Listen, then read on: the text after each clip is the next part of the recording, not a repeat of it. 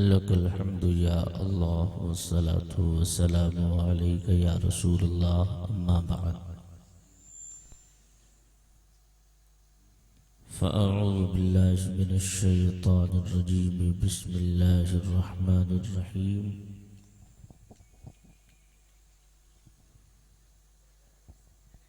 इन्नल्लाह अश्तरा मिनल मुअ्मिनीना अनफुसहुम व अमवालहुम बिअन्ना लहुमुल जन्नह आमन्तु बिल्लाहि सदक़ल्लाहुल अज़ीम व बल्लगना रसूलुहुन नबियुल अमीनुल करीम व नहनु अला ज़ालिका लमिनश शाहिदीन व शाकिरीन वल्हम्दुलिल्लाहि रब्बिल आलमीन। राक़िबे दोषे नबी बलग़ल उला बिकमालिही है उसी के दम से ही रोशनी कशफ़त दुजा बे जमालिही। नाना नबी बाबा अली हसनत जमीओ खिसालिही हैं जिसके दर के गदा वली सल्लु अलैहि व आलिही हब्बज़ा सल्ले अला।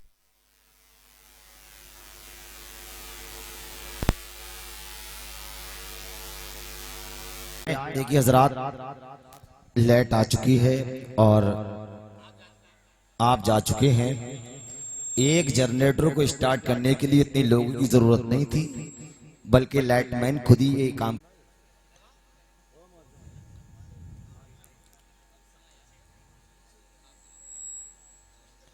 सारे लोग बावाज़ बुलंद दुरूद शरीफ पढ़ लें। अल्लाहुम्मा सल्ली अला सय्यदना व मौलाना मुहम्मदिन बारिक वसल्लिम सल्लु अलैहि सलातु व सलामन अलैका या रसूलल्लाह सल्लल्लाहु तआला अलैहि वसल्लम।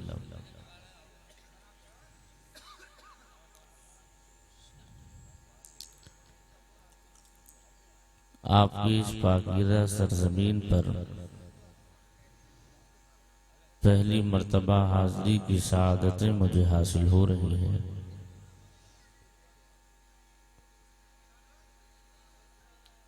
और आप लोगों का ये खुलूस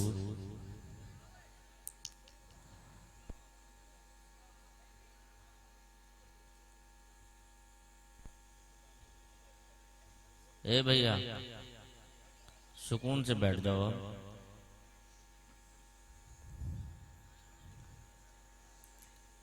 जो हमारे बुजुर्ग हजरात पीछे बैठे हैं, आप लोग इस जलसे की जीनत हैं। अच्छा चलिए आप वहीं बैठ रहिए।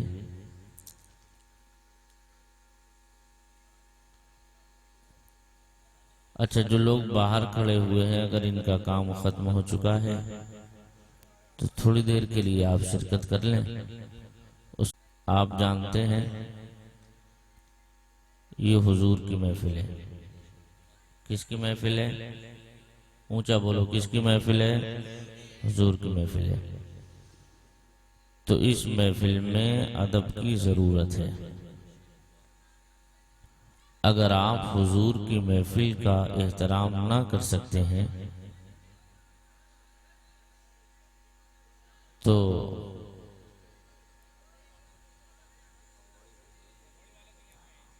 अच्छा हाँ, शैतान का भी कोई ना कोई काम है कि नहीं है? वो बाईपास तो निकाल ही लेता है। लाइट का बहाना था, लोगों को ले गया उठा के यहाँ से। खैर जितने लोग यहाँ पर बैठे हैं, आप अदब के साथ में बैठिए। इंशाअल्लाह सरकार सैयदुल शुहदा इमाम हुसैन रज़ियल्लाहु ताला अन्हु के फ़यूज़ व बरक़ात से हम लोग माला माल होंगे। बस इत्मीनान से आप बैठें। जिस माहौल में मैं बोलने का आदी हूँ, अगर आपने उस माहौल को पेश किया तो मैं कोशिश करूँगा कि मैं मुकम्मल मेहनत करूँ और जो एक अच्छा पैगाम आपके लिए लेकर आया हूँ वो आप तक पहुँचा दिया जाए।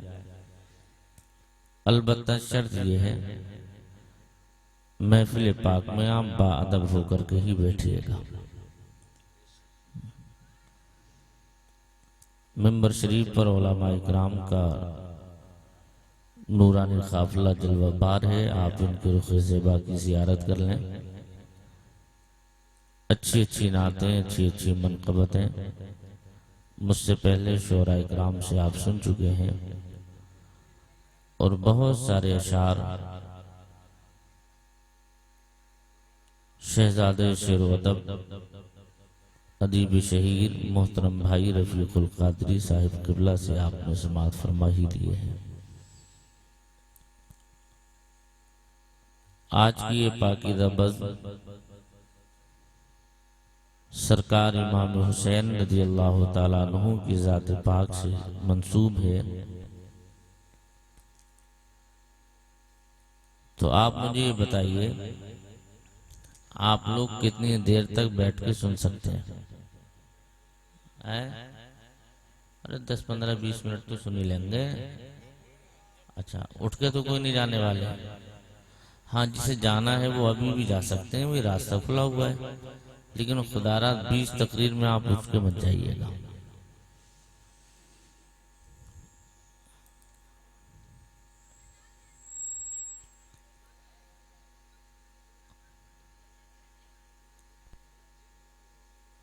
तुमने जिस ऊंचाई पे शब्बीर का सर रख दिया। आप शेर अगर समझते हैं और उसकी कदर जानते हैं तो आप उसकी गहराई में पहुंचिए। तुमने जिस ऊंचाई पे शब्बीर का सर रख दिया तो रब ने उस ऊंचाई पे खुर्शीद महशर रख दिया। आप लोग क्या करने बैठे हैं भाई? बात अच्छी लगेगी आपको। क्या बोलना है? जरा ऊंचा बोल के दिखाओ, क्या बोलना है? अच्छा, आपसे सुभान अल्लाह कहा जा रहा है, आप बोलिए, तब आप बोलेंगे सुभान अल्लाह। क्या अल्लाह पाक ने आपको जबान इसीलिए दी है? जबान का मकसद ये है कि आप हर वक्त अल्लाह की पाकी को बयान कीजिए। कोई कहे, आपसे कहे कि आप सुभान अल्लाह कहो, तो आपको ये हैरत नहीं होती कि अल्लाह को पाक कहने के लिए कहा जा रहा है?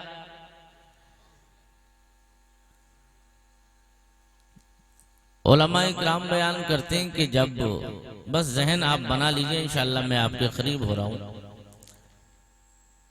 मैदान महशर कायम होगा तो सूरज सवा नेज़े पे होगा, यानी इतनी तपिश होगी, इतनी तपिश होगी कि लोग उसकी गर्मी की बदौलत, अच्छा सवा नेज़ा होता ही कितना है?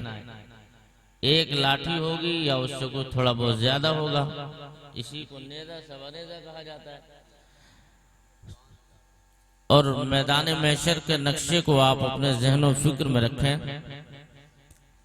यजीदियों ने इमाम हुसैन के सर को उनके बदन शरीफ से जुदा किया था। कहाँ पे रखा था? अरे बचपन से जवान, जवानी से बुढ़ापे तक आ गई तो सुनते ही रहते होगे आप। किस पे रखा हुआ था सर हुसैन का? नेज़े पे। तो नेज़ा भी तकरीबन इसी मिकदार का रहा होगा। तो शायर उसी मंजर की मंजर कशी करता है। तुमने जिस ऊंचाई पे शब्बीर का सर रख दिया तो रब ने उस ऊंचाई पे खुर्शीद महशर रख दिया। तुमने जिस ऊंचाई पे शब्बीर का सर रख दिया, रब ने उस ऊंचाई पे खुर्शीद महशर रख दिया। उस अली के लाल को मजबूर कहना जुल्म है। उस अली के लाल को मजबूर कहना जुल्म है। बाबे खैबर जिसने उंगली पर नचा कर रख दिया, बाबे खैबर जिसने उंगली पर नचा कर रख दिया। हजरात, आज हम और आप जिस इमाम की बारगाह में खिराज अकीदत पेश करने के लिए हाजिर हुए हैं, तो करबला से हमें कुछ पैगाम मिलते हैं। करबला उम्मत के लिए पैगाम का एक जरिया है। करबला से हुसैन ने पूरी उम्मत के लिए जो पैगामात नश्र किए थे, उन पैगामात में से कुछ पैगाम आपके लिए हसनैन रज़ा मंजरी बरेलवी लेकर हाजिर हुआ है। अल्लाह के प्यारे हबीब मुस्तफ़ा करीम सल्लल्लाहु अलैहि वसल्लम ने इरशाद फरमाया, कौनैन के मसीहा मुस्तफ़ा जाने रहमत इरशाद फरमाते हैं, इन्नल हसना वल हुसैन सैयदा शबाब अहलिल जन्ना। हसन और हुसैन जन्नती जवानों के सरदार हैं। हसन और हुसैन जन्नती जवानों के, बोलो भाई कौन है? हसन और हुसैन जन्नती जवानों के सरदार हैं। दूसरे मकाम पे मेरे आका इरशाद फरमाते हैं, हुसैन मिन्नी व अना मिनल हुसैन। हुसैन मुझसे हैं और मैं हुसैन से हूं। आप अपने ज़हन व फिक्र को हाजिर रखें। आका ने फरमाया कि हसन हुसैन जन्नती जवानों के सरदार हैं। एक मकाम पे आका फरमाते हैं, मेरी बेटी फातिमा जन्नती औरतों की मलिका है। दूसरे मकाम पे आका ने इरशाद फरमाया था, अना मदीनतुल इल्म वालियुन बाबुहा। मैं इल्म का शहर हूं और अली उस शहर का दरवाजा।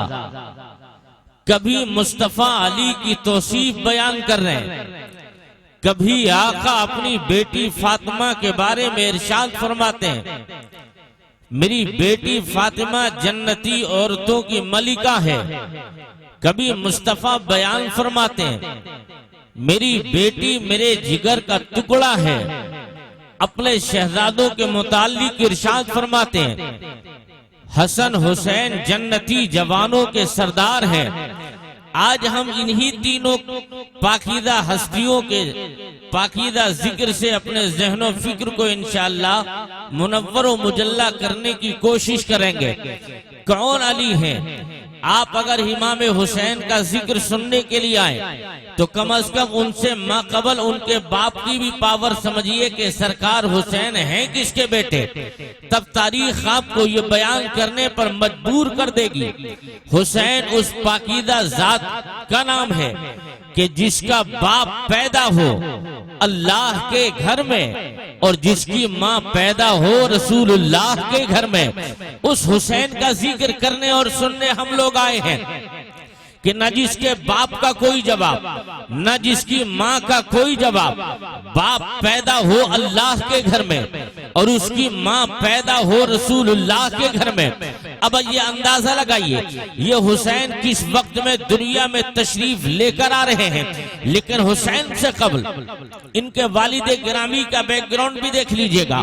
जब इस वक्त में सरकार पैगंबर आदम सल्लल्लाहु तआला अलैहि वसल्लम की उम्र शरीफ का हिस्सा तकरीबन 28 या 29 साल के दरमियान है।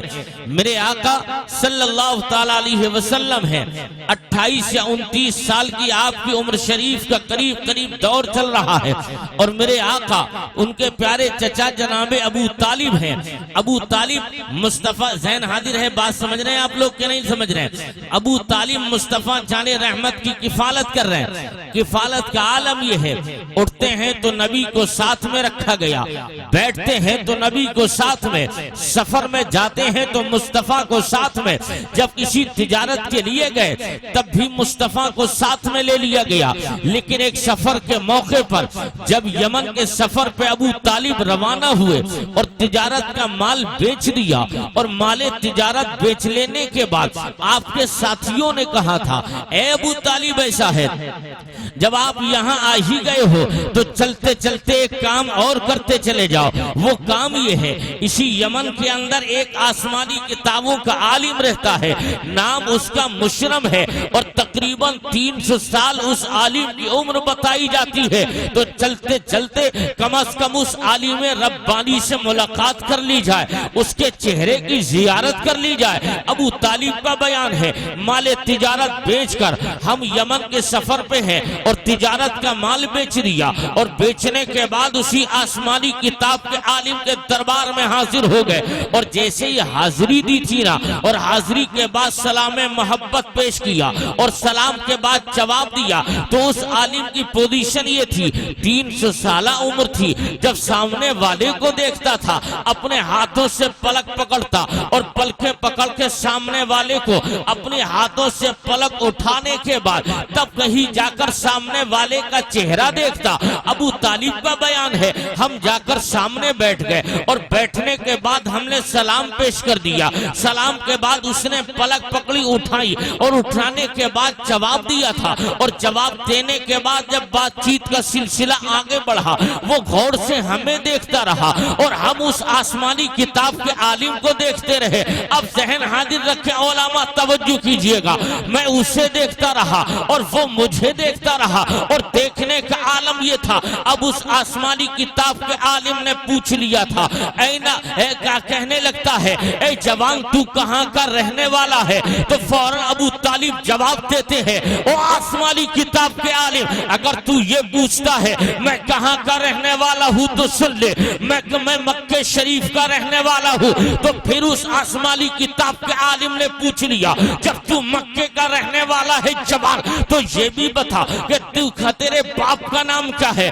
तेरा खानदान के ताल्लुक किस कबीले से है? तो फौरन अबू तालिब का बयान था, मैंने उस आसमानी किताब के आलिम से कहा, ऐसा है आलिम सुनो तो सही, मेरा नाम अबू तालिब है और मेरे बाप का नाम अब्दुल मुत्तलिब है। और कहा अब्दुल मुत्तलिब? हाँ हाँ। कहा क्या तेरा ताल्लुक कबीले कुरैश, हाँ कबीले कुरैश से है। तो फौरन उस आसमानी किताब के आलिम ने अपने हाथों को दुआ के लिए उठा दिया, और दुआ के लिए हाथों को उठाना था, और उसके बाद हाथों को नीचे किया। तो फौरन अबू तालिब ने कहा, ओ आसमानी किताबों के आलिम ये तो बता, तूने नाम पूछ लिया, मेरे बाप का नाम पूछ लिया, मेरे रहने का ठिकाना पूछ लिया, मेरे मुल्क का जायजा ले लिया, और उसके बाद तूने हाथों को दुआ के लिए क्यों उठाया? तो आसमानी किताब के आलिम ने कहा, मैंने रब की बारगाह में दुआ की थी, ए परवरदिगार, अगर तू जब अपना आखिरी पैगंबर इस जमीन के हिस्से पर भेजे,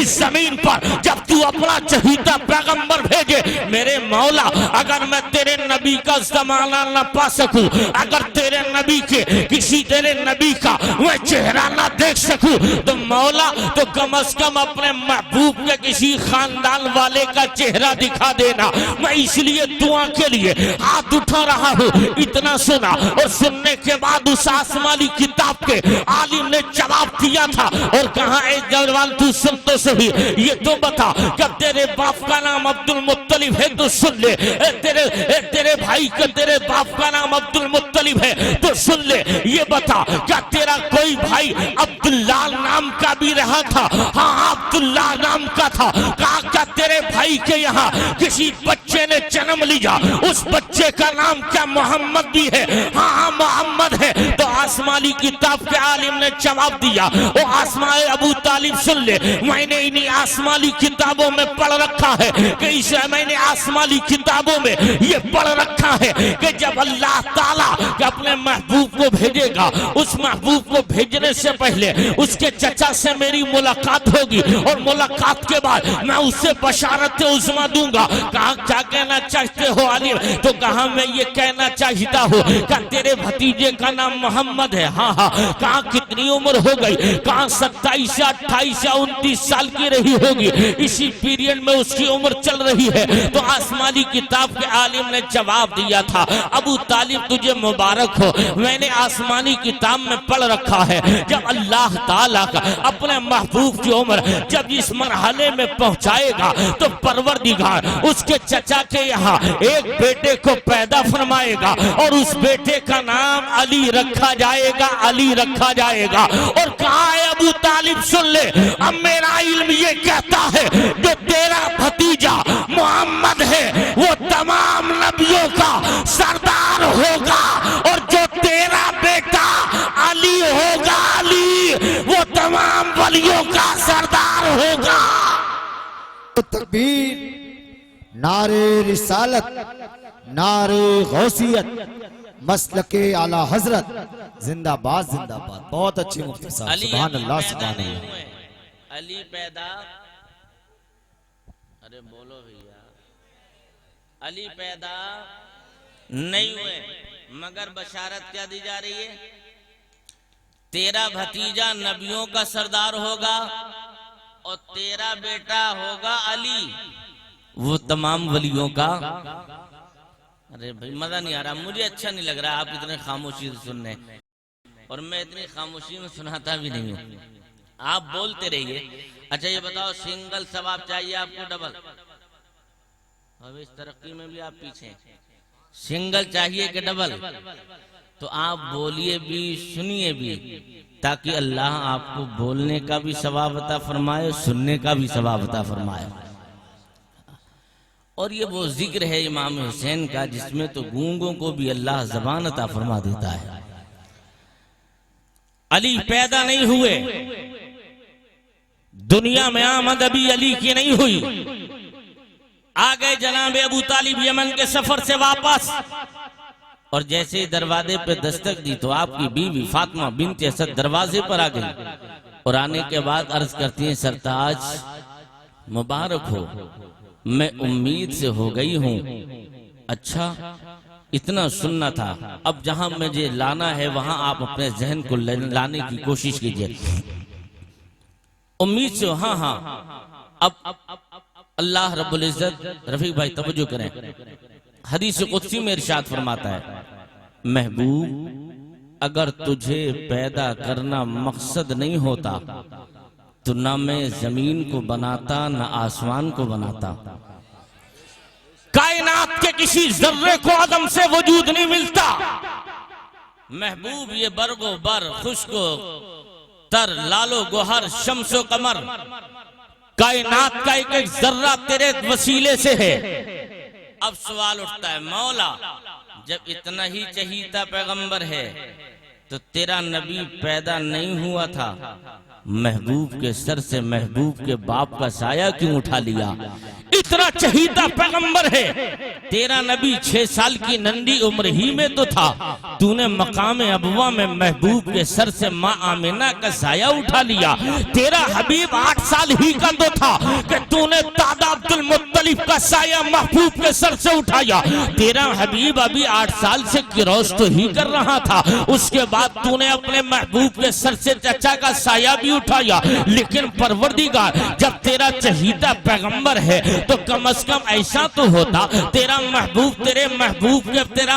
अपने बाप के साये में जवान हो जाता। ऐसा तो होता अगर तूने महबूब को उठा लिया था तो कम से कम महबूब की माँ को जिंदा रहने देता, ताकि महबूब माँ की मोहब्बत में अपनी जिंदगी के जिंदगी फवाने शबाब तक पहुंचता। लेकिन मौला तूने ऐसा नहीं किया, तेरा नबी पैदा भी नहीं हुआ था, बाप का साया पहले उठ गया। तेरा हबीब 6 साल की नन्ही उम्र में था, माँ आमिना का साया अबवा में उठा लिया। तेरा हबीब 8 साल की उम्र में था, तूने दादा का साया भी उठा लिया। लेकिन इतने में मशीयत जवाब देती है, और मेरे बंदे हर काम में मसलिहत है, हर काम में राज है, हर काम में हिकमत है। अगर मैं महबूब के बाप का साया महबूब के सर से न उठाता तो मुमकिन था महबूब का दूसरा भाई पैदा हो जाता, और जब दूसरा भाई होता तो बड़े होकर वो मेरे महबूब से बड़ा भाई कह कर के आवाज लगाने लगता, तो मेरी रहमतों को गवारा नहीं कोई महबूब से बड़ा भाई कहने वाला पैदा हो। अर्ज किया, मौला ये तो ठीक है, लेकिन महबूब के सर से महबूब के माँ का तो साया रहने देता, ताकि महबूब अपनी माँ की मोहब्बतों के साये में जवान होता। महबूब के सर से महबूब के दादा का साया रहने देता, ताकि तेरा महबूब दादा के के साए में जवान होता तो मसीहत जवाब देगी। हर काम में मसलिहत है, हर काम में राहत है, इसलिए कि मेरा महबूब जब 40 साल की उम्र में पहुंचेगा और 40 साल की उम्र में जब ऐलान नबूवत करेगा और ऐलान नबूवत के बाद हजरत खदीजा से निकाह करेगा और निकाह के बाद आहिस्ता आहिस्ता लोग दामन इस्लाम में आने लगेंगे और नतीजा ये होगा पूरी दुनिया के अंदर इस्लाम चला जाएगा। और जब पूरी दुनिया में इस्लाम फैलेगा, लेकिन उसके बावजूद अगर कोई मुस्लिम मुखालिफ जबान खोलकर कहीं ये ना कहने लगे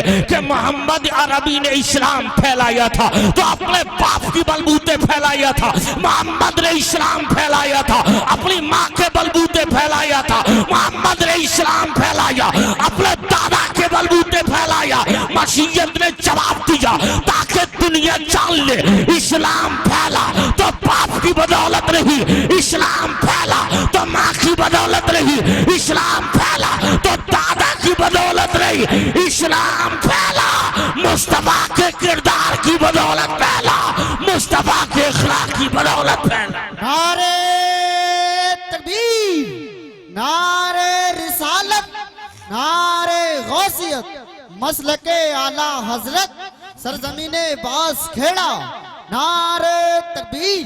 माशाअल्लाह माशाअल्लाह, सुभान अल्लाह। अली अभी पैदा खत्म कर दें भाई, समझ में नहीं आ रही क्या आपके?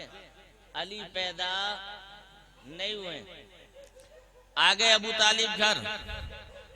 फातिमा बिनती असद ने कहा सरताज इधर देखो भाई, इधर देखो, इधर देखो, वो कोई नई मखलूक नहीं है, वो आप रोजाना देख रहे हैं।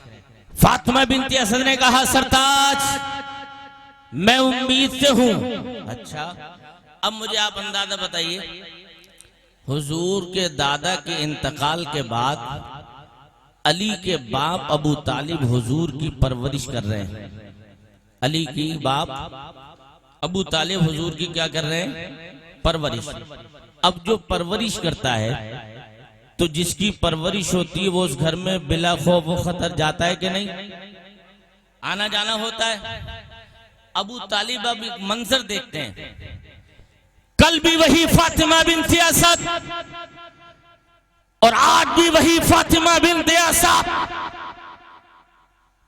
मामूल बदल गया। आज से पहले हुजूर आते थे तो फातिमा बिनती असद हुजूर की चची बैठी होती तो बैठी रहती, मगर जब अली फातिमा के शिकम में आ गए तब कंडीशन ये हो गई कि जब जब हुजूर घर में दाखिल होते फातिमा बिनती असद बैठी होती, मुस्तफा को देखती तो बैठने नहीं रहती बल्कि मुस्तफा के लिए खड़ी हो जाती है।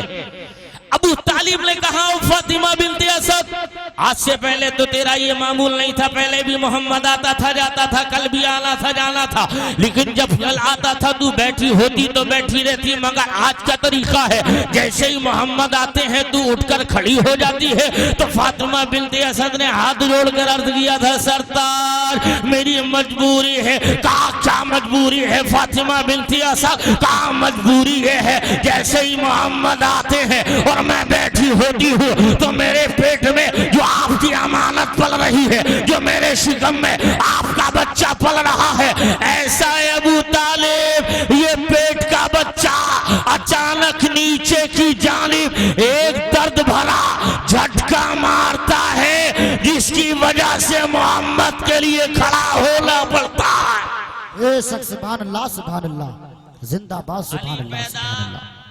अरे बोलो अली पैदा नहीं हुए, मगर अली माँ के शिकम में रहकर जान रहे ये जो सामने आ रहा है ये कोई दुनियादार नहीं आ रहा है, मदीने का ताजदार आ रहा है। सुभान अल्लाह, सुभान अल्लाह। आ गए जब सुभान अल्लाह। अब फिर फातिमा बिनती असद का इम्तिहान के तौर पर अली अबू तालिब कहने लगता है अच्छा ऐसा है तो अब इम्तिहान लेंगे सच्चाई कितनी है बातों में। अब देखा सामने से हुजूर आ रहे हैं, सामने से आका आ रहे हैं और फातिमा बिनती असद बैठी हैं। आ गए अबू तालिब, दोनों हाथों से कांधों को दबा दिया। मर्द ने जब अपनी पूरी ताकत लगाई तो औरत के बस की बात कहाँ है जो उठ खड़ी हुई। ये और बात है कि जबान में ताकत औरत की ज्यादा होती है, लेकिन जिस्मानी तौर पे जो ताकत का मामला है वो मर्द का ज्यादा है। पूरी ताकत लगा दी अबू तालिब ने, उठने की कोशिश करती हैं फातिमा बिनते असद, और अबू तालिब अपनी ताकत लगा रहे। देखना है कि इनकी बातों में सच्चाई कितनी है। अंदाजा यहां तक पहुंच गया, आका करीब आते रहे, अबू तालिब अपनी ताकत में ताकत लगाए जा रहे हैं दबाने के लिए, और फातिमा बिनते असद मुस्तफा के लिए ताकत लगाए जा रही है उठने के लिए। लेकिन जैसे ही आका सामने आ गए तो फातिमा बिनते असद ने अचानक इतना जोर का झटका मारा कि जनाबे अबू तालिब दूर जाकर के रुके, और मुस्तफा के लिए फातिमा बिनते असद उठकर खड़ी हो गई। अब आप अंदाजा लगाइए प्यारे, ये अली है अली। जब माँ के पेट में रहकर अली की ताकत का आलम ये है, तो उस अली की ताकत पैदा होने के बाद ये है कि जो बाबे खैबर 40 मर्दों से हिल ना सका, उस खैबर के दरवाजे को अबू तालिब का बेटा अली अपनी उंगलियों पे नचाता नजर आता। सुभान अल्लाह, माशाअल्लाह माशाअल्लाह। ये है अली। उठ के सुभान अल्लाह सुभान अल्लाह। का मान गए फातिमा बिनते असद, ये तुम्हारी ताकत नहीं है, ये ताकत भी आपके बेटे की ताकत है। और जैसे ही अली काबे में पैदा हुए ना, तो 3 दिन तक आंखें, बताओ अच्छी लग रही है बातें आपको? तो जरा प्यार से कह के बोलो, और बुलंद आवाज से बोलिए आप। अली 3 दिन उन्होंने काबे में पैदा होके आंखें नहीं खोली। पूरे मक्के में शोर बरपा हो गया। देखो ना, अबू तालिब का बेटा जो पैदा हुआ है ना, वो नाबीना अंधा है, वो देखता नहीं। अभी तक ऐसा बच्चा कोई मक्के में पैदा ही नहीं हुआ है। ये तो कबीले कुरैश के बड़े खानदान मुअज़्ज़ज़ कबीले का बच्चा है, वो भी काबे में पैदा हुआ, वो भी आंखें नहीं खोली। अब हुजूर की चची जब तीसरे चौथे दिन अपने घर आई लेके बच्चे को, मेरे आका को पता चला मेरी चची ने बच्चे को जन्म दिया है। घर पहुंच गए मेरे आका, और जैसे ही हुजूर घर पहुंचे ना, किस्मत का सितारा अली की बुलंदियों पर है। हुजूर ने अर्ज किया, चची कहाँ है वो नौमौलूद? जवाब देती हैं, बेटे मोहम्मद देखो ना वो सामने लेटे। आका आगे बढ़े, चेहरे से कपड़ा हटाया, अली को मुस्तफा की गोद में रहने का मौका मिल गया। आका ने अली को गोद में लिया, और गोद में लेने के बाद सरकार कभी अली को देख रहे हैं, अली को देखते देखते आका ने उठाते उठाते अपने चेहरे शरीफ के बिल्कुल करीब कर लिया।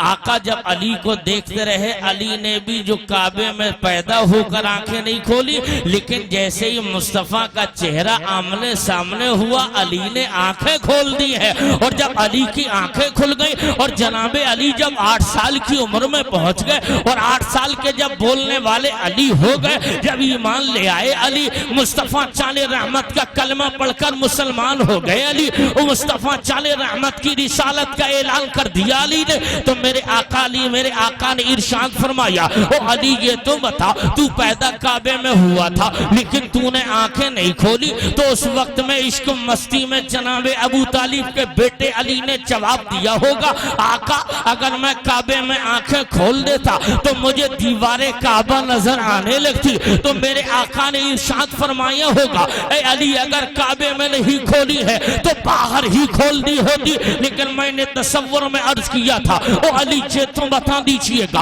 आप काबे में आंखें खोलते, आप काबे में खोलते तो आपको अंदर से काबा देखने को मिल जाता। आपने अगर वहां न खोली तो कम अज कम बाहर आके खोल देते, आपको हतीम काबा नजर आता। आप मकामे इब्राहिम पर आंखें खोलते, आपको मकामे इब्राहिम दिखता, लेकिन आपने ऐसा नहीं किया। मुस्तफा जाले रहमत की गोद मिली, आंखें खुली, तो मेरे आका ने पूछ लिया था, ओ अली बता तो सही, आखिर काबे में रखकर आंखें नहीं खुली और गोद मेरी मिली, आंखें खोल दी। तो अली ने अर्ज किया, आका मुझ अली की तमन्ना थी, अली जम्मा के शिकम में है ना, तो जब सामने जाएगा मुस्तफा सामने आएंगे तो माँ को खड़ा कर देना, जब नबी सामने आए तो माँ को खड़ा करना है। और अली सुन ले, अली की तमन्ना थी, आका अली की मर्जी थी, आका अली की दिली हसरत थी, आका के जब मैं पैदा हो गया चाहता तो आंखें खोलता, लेकिन इसलिए नहीं खोली, मुझ अली की तमन्ना थी, अली जब दुनिया में जाए ना तो उस वक्त तक आंखें मत खोलना जब तक नबी का चेहरा सामने ना हो, तो मुझ अली की तमन्ना थी, आका इसलिए नहीं खोली, अगर पार खोलता तो दुनिया तार का चेहरा देखने मिलता, आपका चेहरा देखा, आंखें खोली ताकि याद रहे पहली नजर दुनिया तार के चेहरे पे नहीं, अहमद मुख्तार के चेहरे को देखा। नारे तकबीर, नारे रिसालत, नारे गौसियत, मसलके आला हजरत, फैजाने आला हजरत, नारे तकबीर। माशाअल्लाह माशाअल्लाह। पैदा हो गए अली, अब 8-10 साल के जब हुए तो हुजूर ने, तारीख ही बताती है अबू तालिब के बच्चे ज्यादा थे, बच्चे, तो हुजूर ने अली को गोद ले लिया। गोद तो समझते हैं आप लोग, हुजूर ने क्या किया, अली को गोद ले लिया। अली हुजूर के घर पलते बढ़ते रहे और हुजूर के ही घर में हुजूर की सबसे चहीती बेटी सैयदा फातिमा भी पलती बढ़ती रही। अली 21 साल के हो गए, ये 18 साल के मुख्तलिफ रिवायत है, और हुजूर की बेटी भी 14-15 साल या 18 साल के करीब थी, मुख्तलिफ रिवायतों के तहत। तो एक दिन सहाबा के मशवरे पे अली हुजूर की बारगाह में खड़े हो गए, अर्ज करते हैं या रसूल अल्लाह अलैहिस्सलातु वस्सलाम, खड़े हैं, बोलने की कोशिश करते हैं मगर जबान खुलने का नाम नहीं ले रही है, और हुजूर पहचान गए कि अली बोलना क्या चाहते हैं, अली क्या कहना चाहते हैं। सरकार फरमाते हैं अली बोलते क्यों नहीं, खामोश कैसे हो। अर्ज करते हैं आका कोशिश तो कर रहा हूं मगर जबान खुलने का नाम नहीं ले रही है। शर्म की बुनियाद पर आका जबान खुलती नहीं, क्या कहना चाहते हो अली। लड़खड़ाती दबे लहजे में जबान में बोलते हैं या रसूल अल्लाह मैं आपकी बेटी फातिमा का रिश्ता लेने के लिए हाजिर हुआ हूं। किसका, फातिमा का रिश्ता लेने के लिए हाजिर हुआ हूं। तो मेरे आका फौरन पूछने लगते हैं अली बैठ जा, बैठ गए अली। इरशाद फरमाते हैं अली है क्या तेरे पास, कितना सोना है, कितना चांदी है, कितने मकान है, कितने तमाम तिजारत के सामान है। अली हाथ जोड़ के इश्क में बोलते हैं आका आप मुझसे पूछ रहे हैं कि अली के पास क्या है। पैगंबर अली से ज्यादा तो अली के बारे में आका आप जानते हैं अली के पास क्या है। आका मुझसे पूछ रहे हैं आप अली के पास क्या है, मुझसे ज्यादा तो मेरे बारे में आप जानते हैं। इतना सुना मेरे आका फरमाते हैं अली बैठ जा। अंदर गए मेरे आका और अपनी बेटी फातिमा से पूछने लगते हैं मेरी बेटी अल्लाह ने तेरा निकाह आसमानों में अली के साथ कर दिया है, अगर तेरी इजाजत हो तो जमीन पर मैं भी तेरा निकाह अली के साथ कर देता हूँ। हजरात तारीख बता रही है इस्लाम के मुकद्दस सुन्नी जिंदा दिल मुसलमानों आओ मैं उसी मंजर पे लेकर चल रहा हूँ।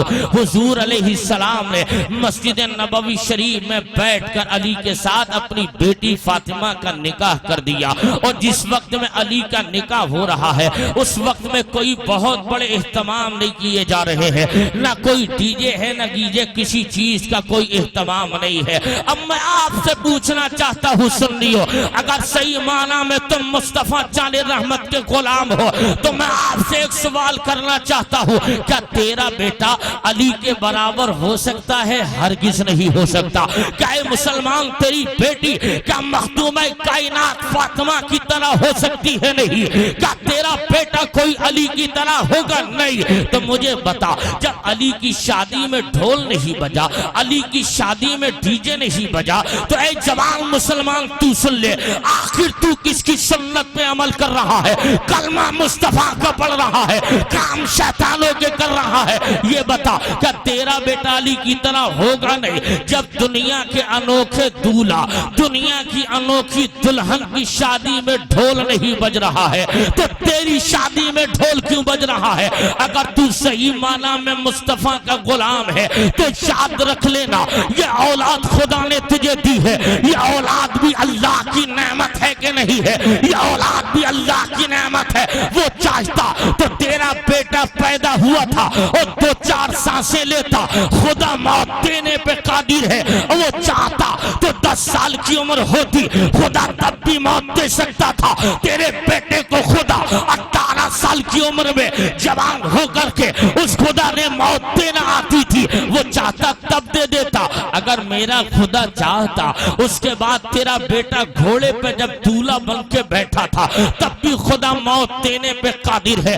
तब चाहता तब भी मौत दे सकता था। और मैंने जहां तक देखा है कि लोगों की तमाम अरमान पर दबे के दबे रह जाते हैं, और जिस घरों में शादियां होती है उन घरों में कभी कभी मातम हुआ करते हैं।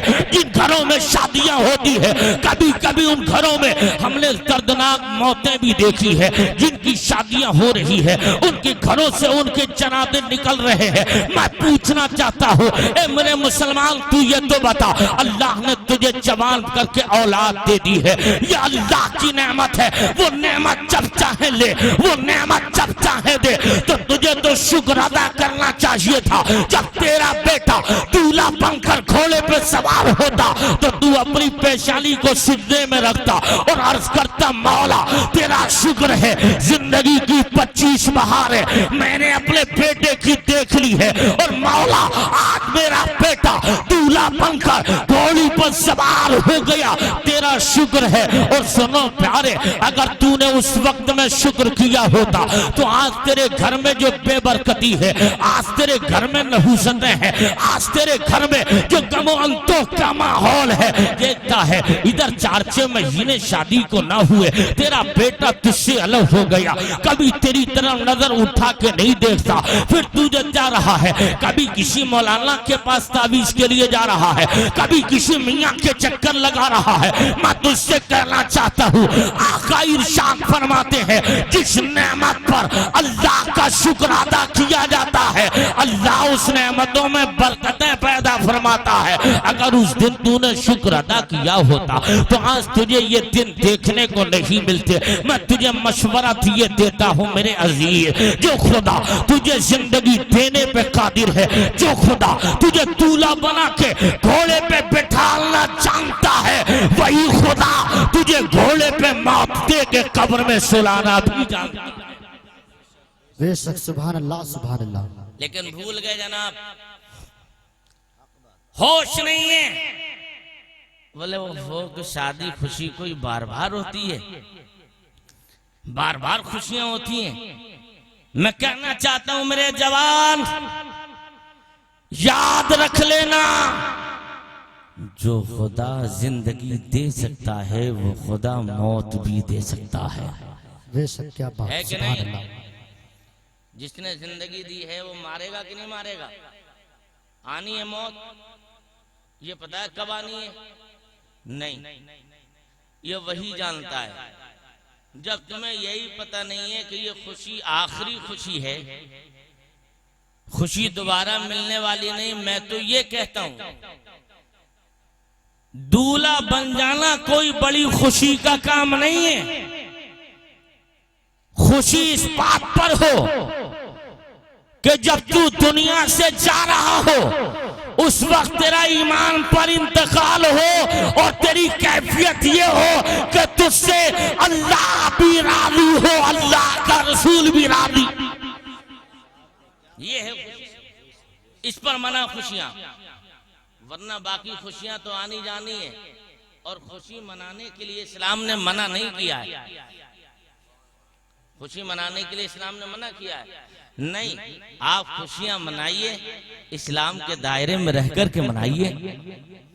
कैसी खुशियां जब अल्लाह नेमत दे तब भी अल्लाह का जिक्र करो, और जब नेमत खुदा तुमसे ले तब भी अल्लाह का जिक्र करो। ये है तरीका। अली दूल्हा बन के मुस्तफा के यहाँ सरकार ने निकाह पढ़ाया। आहा, मुस्तफा जान रहमत अपनी बेटी का निकाह पढ़ा रहे। अली, अल्लाह अकबर, अली के साथ मुस्तफा का निकाह हो रहा है। और मुस्तफा जान रहमत अपनी बेटी का निकाह अली के साथ कर रहे हैं। जब अली के साथ हुजूर ने बेटी का निकाह फरमाया, अभी रुखसती नहीं की। अली के निकाह के बाद फातिमा अपने अब्बा के यहाँ पर है, अली अपने घर। कुछ दिनों के बाद हुजूर की एक दाई माँ और है, जिन्हें हुजूर फरमाते मेरी माँ के बाद फातिमा बिनते असद मेरी चची भी मेरी माँ है और उम्मे ऐमन भी मेरी माँ है। जरा मोहब्बत से, या रसूलल्लाह आपकी माँ? हाँ। वही दूध पिलाने वाली माँ हलीमा थी, रज़ाई माँ। लेकिन उम्मे ऐमन को हुजूर ने माँ कहा तो वही दाई माँ हजरत उम्मे ऐमन बयान करती हैं, एक दिन अली ने उम्मे ऐमन को बुलाया, अर्ज करते हैं माई उम्मे ऐमन, मेरी गैरत और इतनी हिम्मत मेरे अंदर नहीं कि मैं हुजूर से अर्ज कर बैठूं कि फातिमा की रुखसती हो जाए, आप चले जाइए और जाने के बाद में फातिमा की रुखसती का एहतमाम करा दीजिए, हुजूर को राजी कर लीजिए। गई जनाब सैयदा उम्मे ऐमन, सारी बातें हुजूर से अर्ज कर दी तो मेरे आका फरमाते हैं माई उम्मे ऐमन जाओ, अली से कहना तुम अपनी तैयारी करके आ जाओ, मैं अपनी बेटी की रुखसती की तैयारी कर रहा हूँ। हज़रात अब आप अंदाजा लगाइए, जो माएँ बैठी हैं वो अपने सीने और कलेजे पे हाथ रख करके सोचें, जो मेरे भाई मेरे बुजुर्ग बैठे हैं वो अपने कलेजे पे हाथ रख कर सोचे तो सही। मेरे भाइयों ये तो बता दो, जब कोई बेटी अपने बाप की दहलीज से रुखसत होती है तो बेटियों की अपनी एक कैफियत है, बेटियों की अपनी एक कंडीशन है। हर वो बात अपने बाप से बेटी नहीं कहती जितनी बातें बेटी अपनी माँ से कह लिया करती है। सारी बातें माँ से कहती है, माँ अपनी बेटी की बातें अपने शौहर से शेयर किया करती है। देखो ना, बेटी की ये भी तमन्ना, लेकिन बेटी की गैरत इस कदर पर्दे में दबी हुई है, वो बेटी अपने बाप से मुंह खोल कर नहीं कह सकती है, लेकिन माँ से बेटी बेतकल्लुफ होकर बातें कर लेती है। लेकिन वाह फातिमा, तेरी अजमतों पे लाखों सलाम, तेरी माँ उम्मे हजरत सैयदा खदीजा का तो इंतकाल हो गया है, लेकिन जिस वक्त में खदीजा बिस्तरे मर्ग पर है और मेरी और तुम्हारी और इस्लाम के तमाम मुसलमान की माँ हजरत खदीजा का जब इंतकाल होने वाला था, आप बिस्तरे अलालत पर थी, बिस्तरे मर्ग पर खदीजा लेटी है, तो हजरत खदीजा की आंखों में आंसू आ गए थे। तो मेरे आका सामने है, तो मेरे आका से जब अली फास खदीजा को रोते देखा तो हुजूर फरमाते खदीजा रोने की क्या बात है? तो खदीजा अर्ज करती है या रसूल अल्लाह, इसलिए रो रही हूँ, अब मेरी और आपकी आका आखिरी मुलाकात है, अब ना मैं आपसे मुलाकात कर सकूंगी ना आप मुझसे मुलाकात करोगे। और मेरे आका अपनी खदीजा से इस कदर प्यार करते हैं, सरकार ने खदीजा को रोते देखा, चश्माने नबुव्वत तर हो गई, हुजूर की चश्माने रहमत से आंसू निकलने लगे। तो हजरत खदीजा रोकर अर्ज करती हैं या रसूल अल्लाह, मैं रो इसलिए रही हूँ, हर बेटी मैं इसलिए रो रही हूँ कि मैंने आका अपनी और बच्चियों का निकाह तो अपने हाथों से कर दिया है, अपने सामने बेटियों को दुल्हन बनाकर शोहरों के घर भेज दिया है,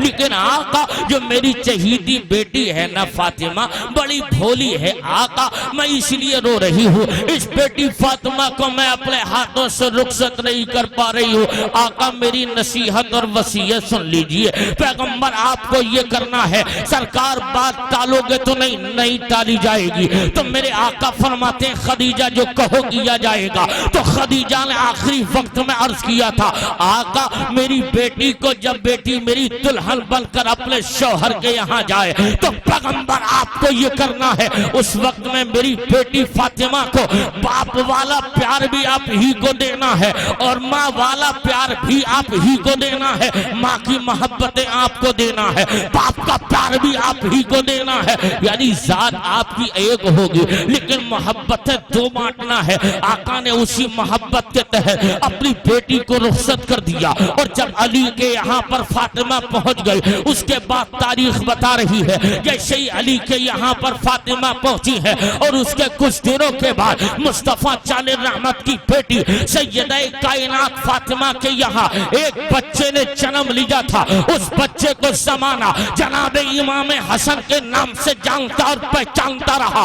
उसके कुछ दिनों के बाद जब दूसरे बेटे ने जन्म लिया था, जिस बच्चे को जमाना इमाम हुसैन के नाम से याद करता रहा। और उसके बाद में देखिए तो सही, ये वही हुसैन है जब मुस्तफा चांदी रहमत की बेटी सैयदा फातिमा के दुनिया आगोश रहमत में तशरीफ लेकर आ गए। लेकिन मैं आपसे पूछना चाहता हूँ लोगों, मुस्तफा चांदी रहमत अलैहि वसल्लम एक दिन अपने जानू पर बिठाकर अपने शहजादे इब्राहिम को बिठाए हैं, दूसरे जानू पर हुसैन बैठे हैं और जब दोनों जानू पर दो बच्चे बैठे रहे, कभी आका अपने बेटे इब्राहिम से प्यार करते रहे, कभी आका अपने शहजादे हुसैन से मोहब्बत करते रहे। इतने में खुदाई पैगाम जिब्रील लेकर आ गए। अर्ज करते आका की बारगाह में बुलबुले सिदरा, या रसूल अल्लाह आपके लिए खुदाए पाक दोनों की मोहब्बत जमा नहीं रहने देगा। दोनों शहजादे एक साथ नहीं होंगे, दोनों बेटे एक साथ नहीं होने वाले हैं, दोनों बच्चे एक साथ नहीं रुकेंगे। इतना अर्ज करना ही था और इतना अर्ज कर लेने के बाद तारीख बता रही है आकाए कायनात सल्लल्लाहु अलैहि वसल्लम ने जैसे ही जिब्रील के ये कलिमात सुने तो सरकार चुप हो गए और सोच में है कि अगर मैंने कहा मेरा बेटा इब्राहिम रहे और तो जब मैंने मोहब्बत इब्राहिम की तरफ कर दी तो मेरी बेटी फातिमा का बेटा हुसैन इंतकाल करेगा और जब हुसैन इंतकाल करेगा तो हुसैन की मौत पर सिर्फ मुझे ही नहीं अली को भी तकलीफ होगी। हुसैन को ये मौत आने पर फातिमा को तकलीफ होगी। एक मौत होगी, तकलीफ तीन लोगों को होगी और अगर मेरे बेटे का इंतकाल हुआ तो सिर्फ मुझे तकलीफ होगी और इतनी दूसरों को तकलीफ नहीं होगी। आका ने इरशाद फरमाया, ए जिब्रील जाकर के पैगाम पहुंचा दे, मैं अपने शहजादे को हुसैन पर कुर्बान कर रहा हूँ। हजरात कुछ दिनों के बाद उनका इंतकाल हो गया। मुस्तफा चांद रहमत ने अपने लख्त जिगर को नवासे हुसैन पे कुर्बान कर दिया है। अब ये वही हुसैन है, तारीख बता रही है। हुसैन मुस्तफा चांद रहमत के कांधे पर बैठे हैं और जब मुस्तफा के कांधे पर हुसैन बैठे थे तो एक सहाबी सामने आ गए, अर्ज कर बैठे, या रसूल अल्लाह सवारी कितनी लाजवाब है। तो नबी ये कौनैन इरशाद फरमाते हैं, ऐसा है मेरे आका से इरशाद अर्ज किया था, या रसूल अल्लाह सवारी कितनी लाजवाब है। तो आका फरमाते हैं, ओ मेरे गुलाम तूने ये तो देख लिया सवारी कितनी अच्छी है, ये क्यों नहीं देखते हो सवार कितना अच्छा है। अलबत्ता सवारी भी लाजवाब है और सवार भी लाजवाब है। अब आओ आगे बढ़ो, तारीख का वो चैप्टर भी मुलाहिजा कर लो। हुसैन की शादी हो गई और शादी के बाद मदीने में जिंदगी गुजारी जा रही है।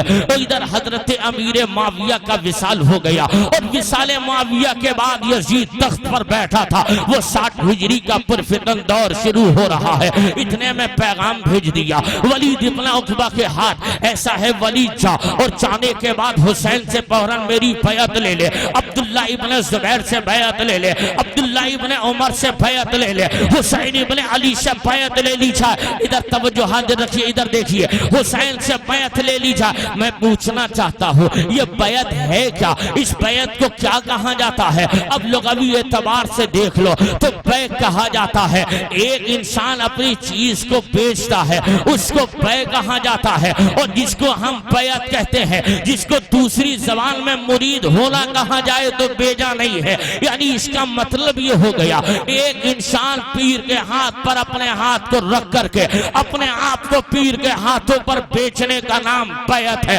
हुसैन से यजीद यही तो कह रहा था, हुसैन से यजीद यही तो कह रहा था, हुसैन का हाथ ले लो, हुसैन से बैत ले लो।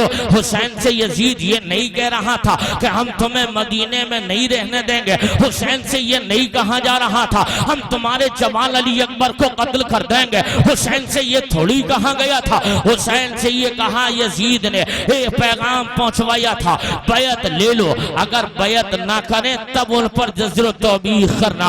हजरात बैत तो मांग रहा था लेकिन हुसैन ने बैत नहीं की। अगर हुसैन बैत कर लेते तो मामला उल्टा हो जाता, वरना हर इंसान कहने लगता ये जाविया बन जाता, हर ताकतवर के सामने कमजोर में नतमस्तक होता, हर ताकतवर के सामने इंसान झुक जाता। हुसैन ने वो पैगाम दिया सुन लो, अगर ताकतवर सामने हो कभी तुम्हें हक बात से अपने चेहरे को फेरना नहीं है। अगर मदीने जैसी नेमत छोड़ना पड़े तो छोड़ देना, अगर 18 साल के जवान अली अकबर को देना पड़े तो दे लेना, लेकिन हक बात से मुंह नहीं फेरना। लेकिन याद रखना मुसलमानों, यजीद हाथ मांग रहा था, हुसैन ने हाथ नहीं दिया, मांगा हाथ था, हुसैन ने सर दे दिया। उलमा तवज्जो करे, हुसैन ने हाथ यजीद ने हाथ मांगा, हुसैन ने हाथ को बचाया, हुसैन ने सर दिया, जबकि यजीद ने मांगा हाथ था, हुसैन ने दिया सर था।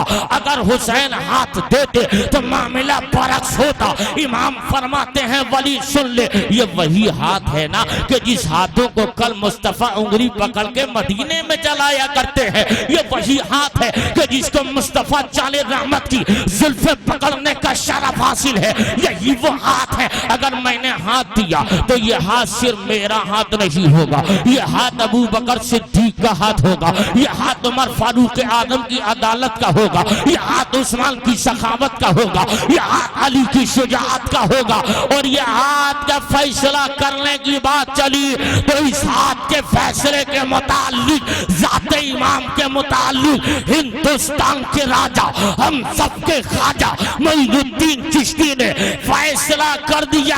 अरे ये हाथ, इस हाथ की बात कर रहे हो तो ये हाथ हाथ नहीं, सुन लेना, बल्कि ये हाथ हुसैन का हाथ नहीं, ये हाथ दीन का हाथ है, ये हाथ दीन की पनाह का हाथ है, ये हाथ हुसैन का हाथ नहीं। अगर हुसैन का हाथ चला गया तो दीन की नैया डूबने डगमगाने लगती, लेकिन हुसैन ने सर दिया, अपने हाथ को बचा लिया। अब हुसैन ने मदीना छोड़ा और मदीने के बाद मक्का आ गए और मक्के और मदीने के बीच का सफर तय करने के बाद हुसैन मक्के से करबला पहुंच गए। 7 तारीख तक खेमों में आना जाना यजीदियों का लगा रहा, लेकिन 7 तारीख को यजीदियों ने हुसैन पे पानी बंद कर दिया।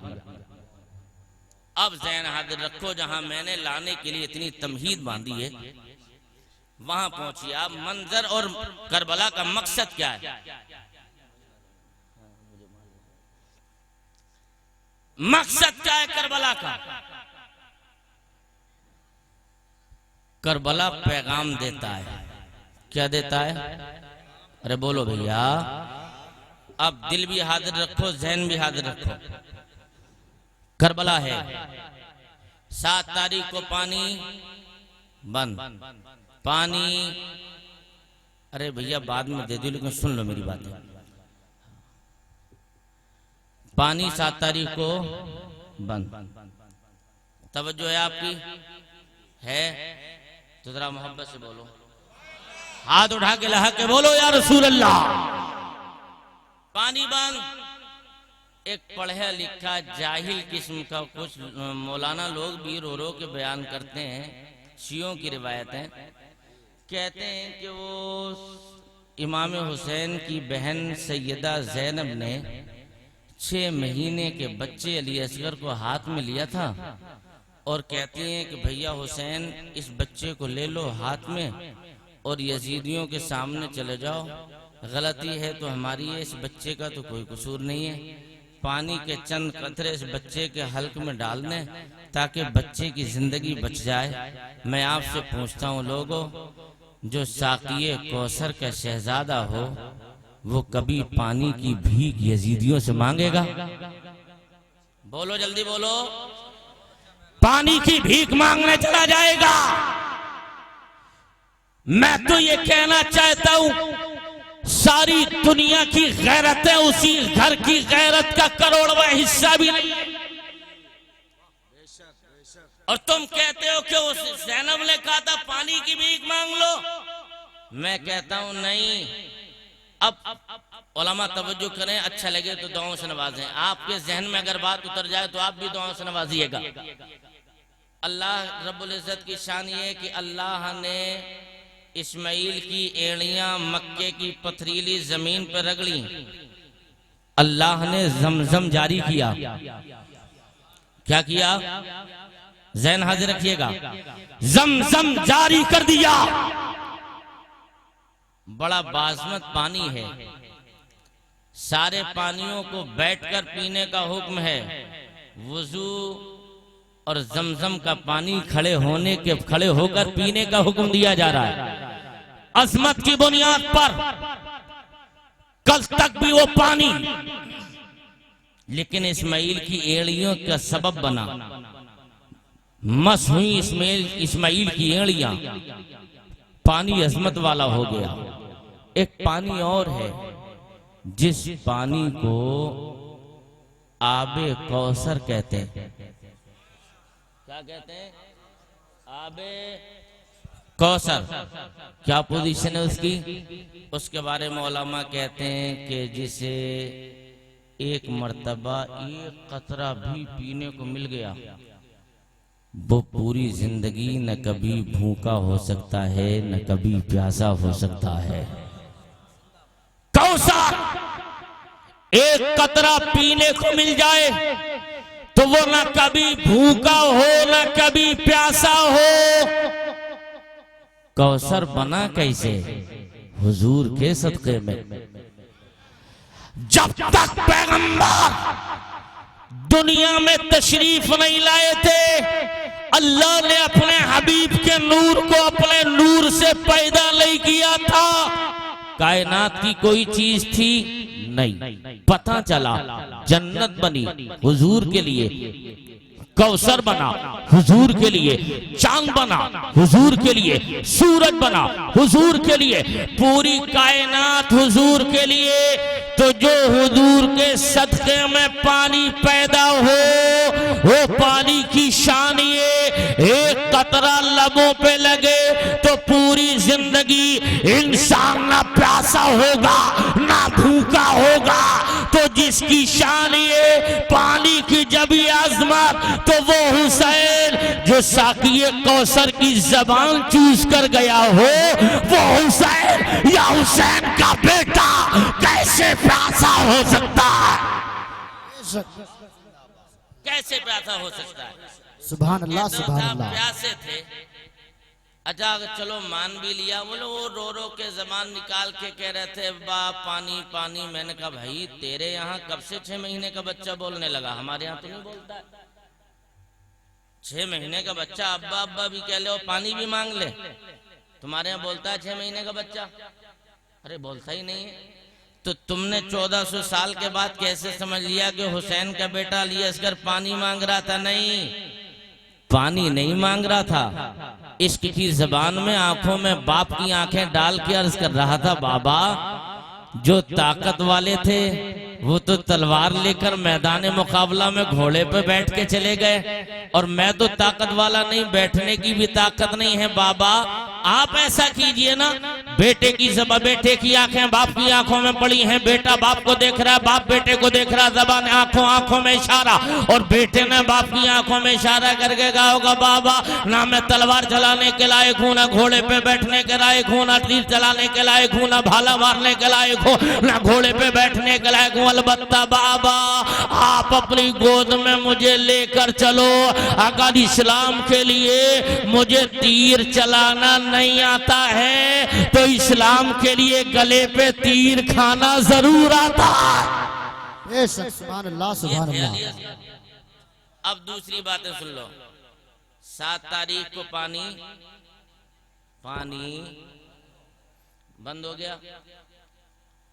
अगर आपका जमीर फैसला करे तब आप बोलिएगा पानी बंद। क्यों भाई पानी क्यों बंद किया? उधर 22,000 27,000 का लश्कर है, इधर तो कुछ 72 ही लोग हैं, फिर पानी बंद। उन्हें ताकत का अंदाजा था इनकी रगों में उस अली का खून है जो बाबे खैबर 40 बहादुर मर्दों से हिल नहीं सकता था। उसको इन्हीं हुसैन के बाप ने अपनी उंगलियों पर ढाल बनाकर नचाया था। ये शख्स सुभान अल्लाह। पावरफुल बाप का बेटा है, पानी से कमजोर कर दो ठीक है, लेकिन ये पानी के भूखे थोड़ी थे। दुनिया भी पानी की जरूरत नहीं। 8 तारीख हो गई, 9 तारीख का सूरज निकला। बस जहां मुझे लाना वहां पहुंची, आप ज़हन हाजिर रखें। 9 तारीख का सूरज निकला, 9 तारीख का सूरज गुरूब हो गया, 10वीं शब शुरू हो गई। बातचीत सुलह की निकलने की कोशिश हो रही मगर रास्ता नहीं निकल सका। इमाम फरमाते हैं अम्र इब्न साद, शिम आज की रात का मौका और दे दो, बस कल होगा जो होना है। एक रिवायत मिलती है हुसैन ने तमाम रिश्तेदारों को, ताल्लुकात को, आवान अंसार को, घर वालों को, मर्दों को, औरतों को जमा किया। जमा करने के बाद में इरशाद फरमाते हैं चिराग बुझा दो, बुझा दिया। अब अंधेरा है, इसलिए कि जब उजाला होता है तो आंखें आंखों को देखती हैं। लोग कहना चाहते हैं मगर शर्म की बुनियाद पर बोल नहीं सकते। हुसैन ने चिराग बुझा दिया। इरशाद फरमाते हैं अंधेरा है, जिसे जाना है वो जा सकता है, इजाजत है। आप मेरी वजह से मशक्कत में पड़ रहे हैं। तो गुलाम अर्ज कर बैठे आका, अगर अब छोड़ के चले गए तो हम ईसा और मूसा की कौम नहीं, हम मुस्तफा की उम्मती हैं। पैगंबर के शहजादे, इस वक्त में हम तुझे नहीं छोड़ सकते। हुसैन, छोड़ने की बात करते हो आप, हम नहीं छोड़ सकते। हम जान तो दे सकते हैं मगर तेरा साथ नहीं छोड़ सकते हैं। अगर छोड़ दिया ना तो कल मौत आने के बाद जब तेरे नाना के सामने जाएंगे तो चेहरा कौन सा लेकर जाएंगे? क्या वही लेके जाएंगे कि हम हुसैन को मैदान में अकेला छोड़ के चले गए थे? नहीं नहीं, आका हुसैन फरमाते हैं ओ शहरबानो, तुम्हें इजाजत है, तुम चली जाओ, तुम्हें भी मुकम्मल इजाजत है, तुम चाह सकती हो। हुसैन की बीवी शहरबानो शहजादी ईरान है, नौशेरवा आदिल बादशाह की पोती है, जिसकी शान ये है नर्म नर्म गरम गरम बिस्तरों पे चलने वाली, मखमली चादरों और कालीन पर कदम रखने वाली, सोने और चांदी की प्लेट और गिलासों में खाना और पानी पीने वाली, सोने के चम्मचों से अपने मुंह में निवाले ले जाने वाली, जिसके आगे पीछे नौकरानियां चल रही हो। लेकिन जब वो हुसैन के निकाह में आ गई तो कंडीशन ये हो गई। तब तारीख बताती है कि जो कालीन के बिस्तरों पे चलती थी, आज खजूरों की खुरदरी चटाई पर लेटी हुई है, जिसके हाथों में सोने और चांदी की प्लेटें और चम्मच और गिलास खाने और पीने के लिए थे, आज उसके हाथों में मिट्टी के बर्तन लगे हुए हैं। तो मेरे आकाए कायनात के शहजादे हुसैन ने कहा था, ओ नौशेरवा आदिल की पोती शहजादी ईरान शहरबानो, तुम्हें इजाजत है, चाह सकती हो, तुम जिससे चाहो मेरे बाद शादी करके अपनी जिंदगी गुजार लेना। इतना सुनना था तो वफादार बीवी शहरबानो अर्ज करती है आका हुसैन, अब आखिरी वक्त में अपने कदमों से धुतकार कर मुझे भगाने की कोशिश न करना।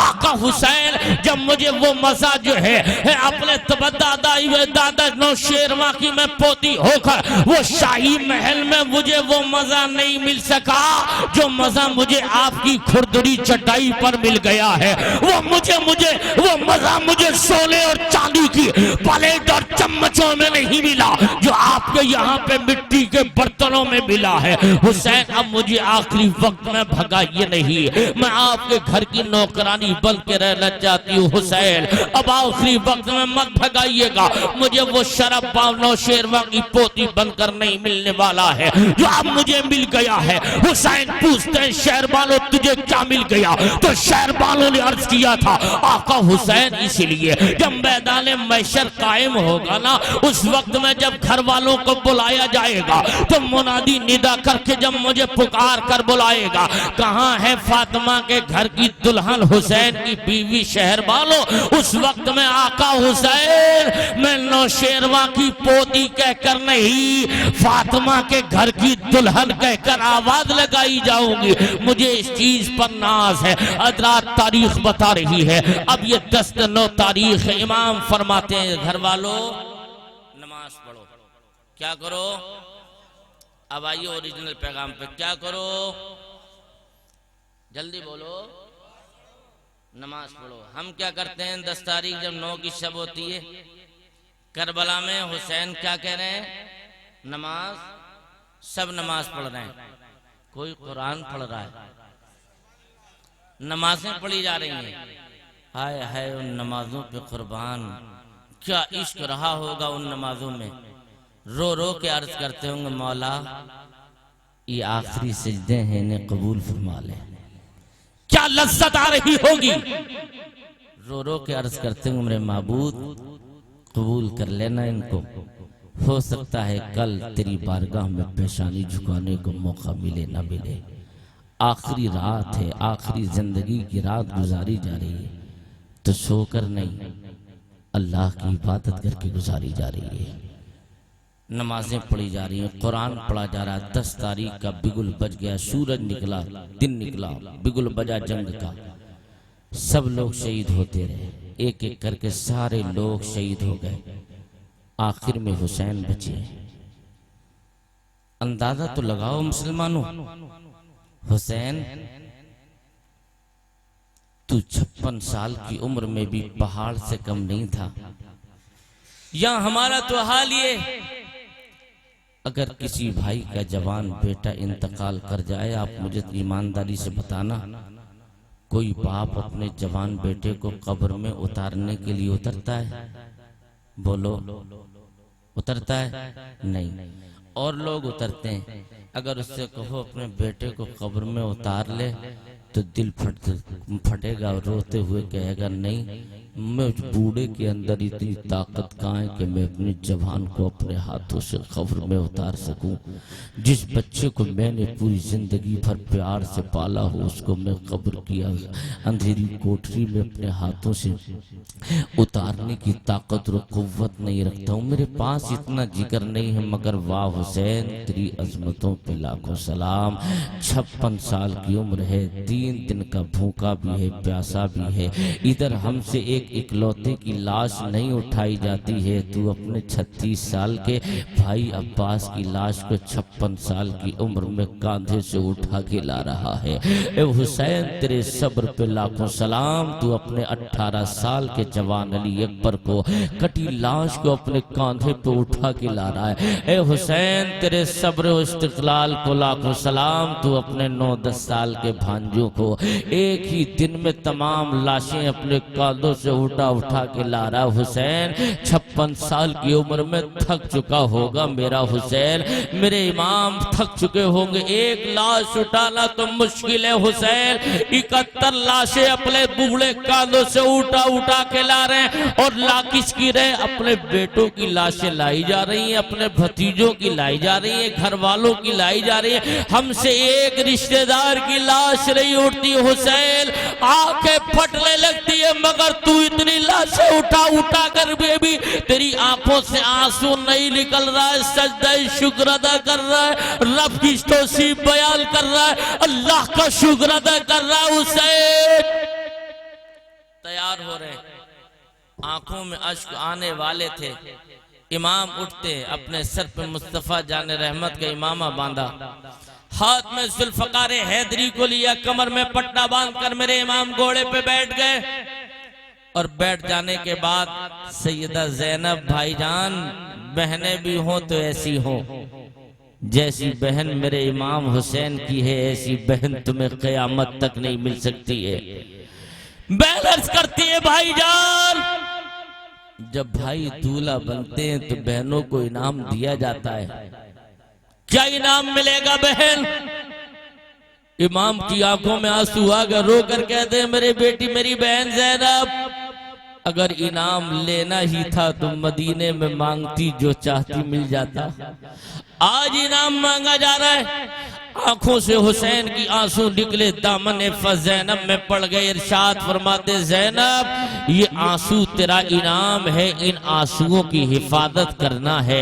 और सुन ले बहन ज़ैनब, अब मैं तो जा रहा हूँ, तुझे काम करना है। तुझे काम ये करना है, तुझे कभी अली का किरदार अदा करना है, तुझे कभी फातिमा का किरदार अदा करना है, कभी तुझे भाई का किरदार अदा करना है। और सुन ज़ैनब, इस लुटे काफिले को तुझे नाला के रोजे पे हाजिरी देना है। और जब तू मदीना पहुंच जाए ना ज़ैनब, तो रो रो के सारी दास्तान मुस्तफा जाले रहमत को सुनाना है। और अर्ज करना, नाला आपके बेटे को 3 दिन भूखा प्यासा रख के शहीद किया गया था।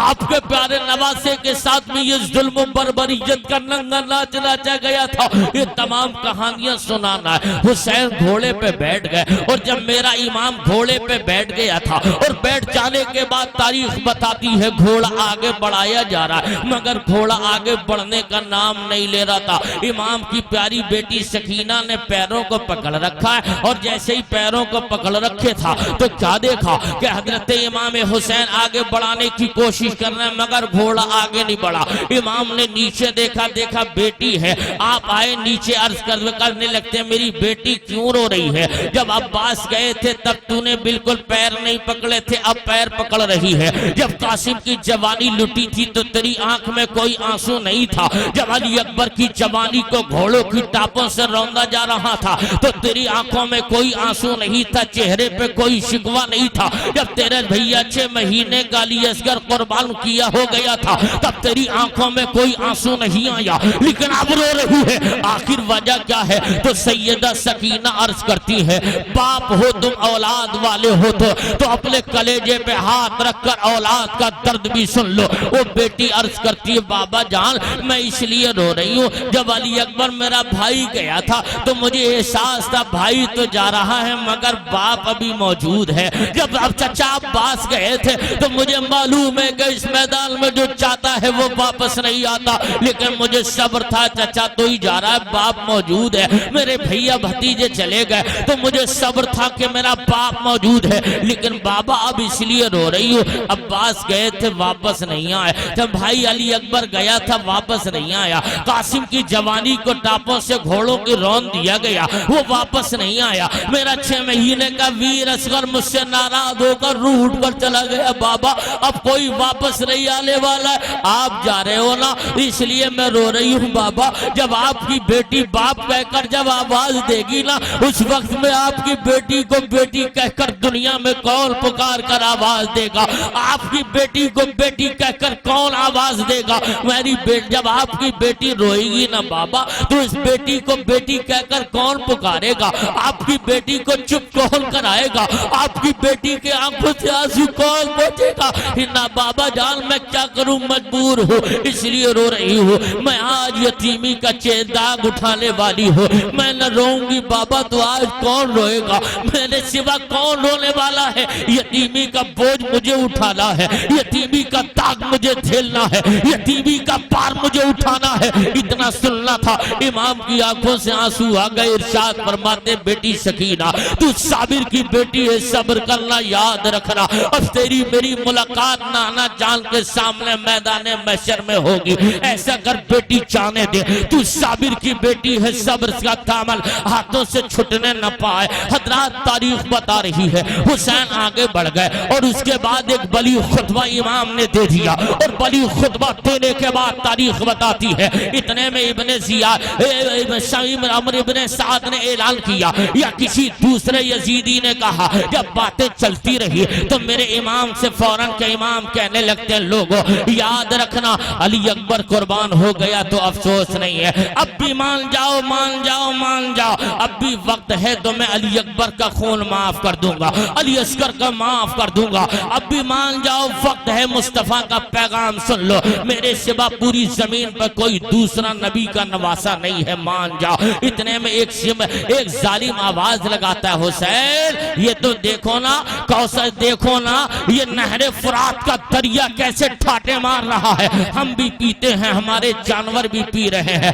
लेकिन तुझे पानी का कोई कतरा पीने को नहीं मिल रहा है। देख हुसैन ये फुरात का दरिया ठाटे मार रहा है। तो इमाम फरमाते, जालिम ये फुरात क्या देख रहा है, नजर उठा के देख, कौसर के जाम नाना हाथों में लेकर जामे कौसर लिए खड़े हैं, वो इंतजार हो रहा है। हजरात तारीख बता रही है, अब उधर से तीर चला, हुसैन की तलवार चल रही है बिजली की तरह चमकती हुई। हुसैन की तलवार कभी मैमना में चली, मैमना खाली हो गया, मैसरा पे चली, मैसरा खाली हो गया, और हुसैन ने उसके ताने का जवाब देते हुए घोड़े को दरियाए फुरात की तरफ भेज दिया। और जैसे ही फुरात के किनारे ले गए, हुसैन ने फुरात के पानी को चिल्लू बनाया और चिल्लू बना के घोड़े को दिया, तो घोड़ा जबान हिलाकर सर हिला के अर्ज कर बैठा, आका हुसैन इस पानी को मैं पीऊंगा, इसको जब अली असगर ने नहीं पिया तो मैं कैसे पी सकता हूँ,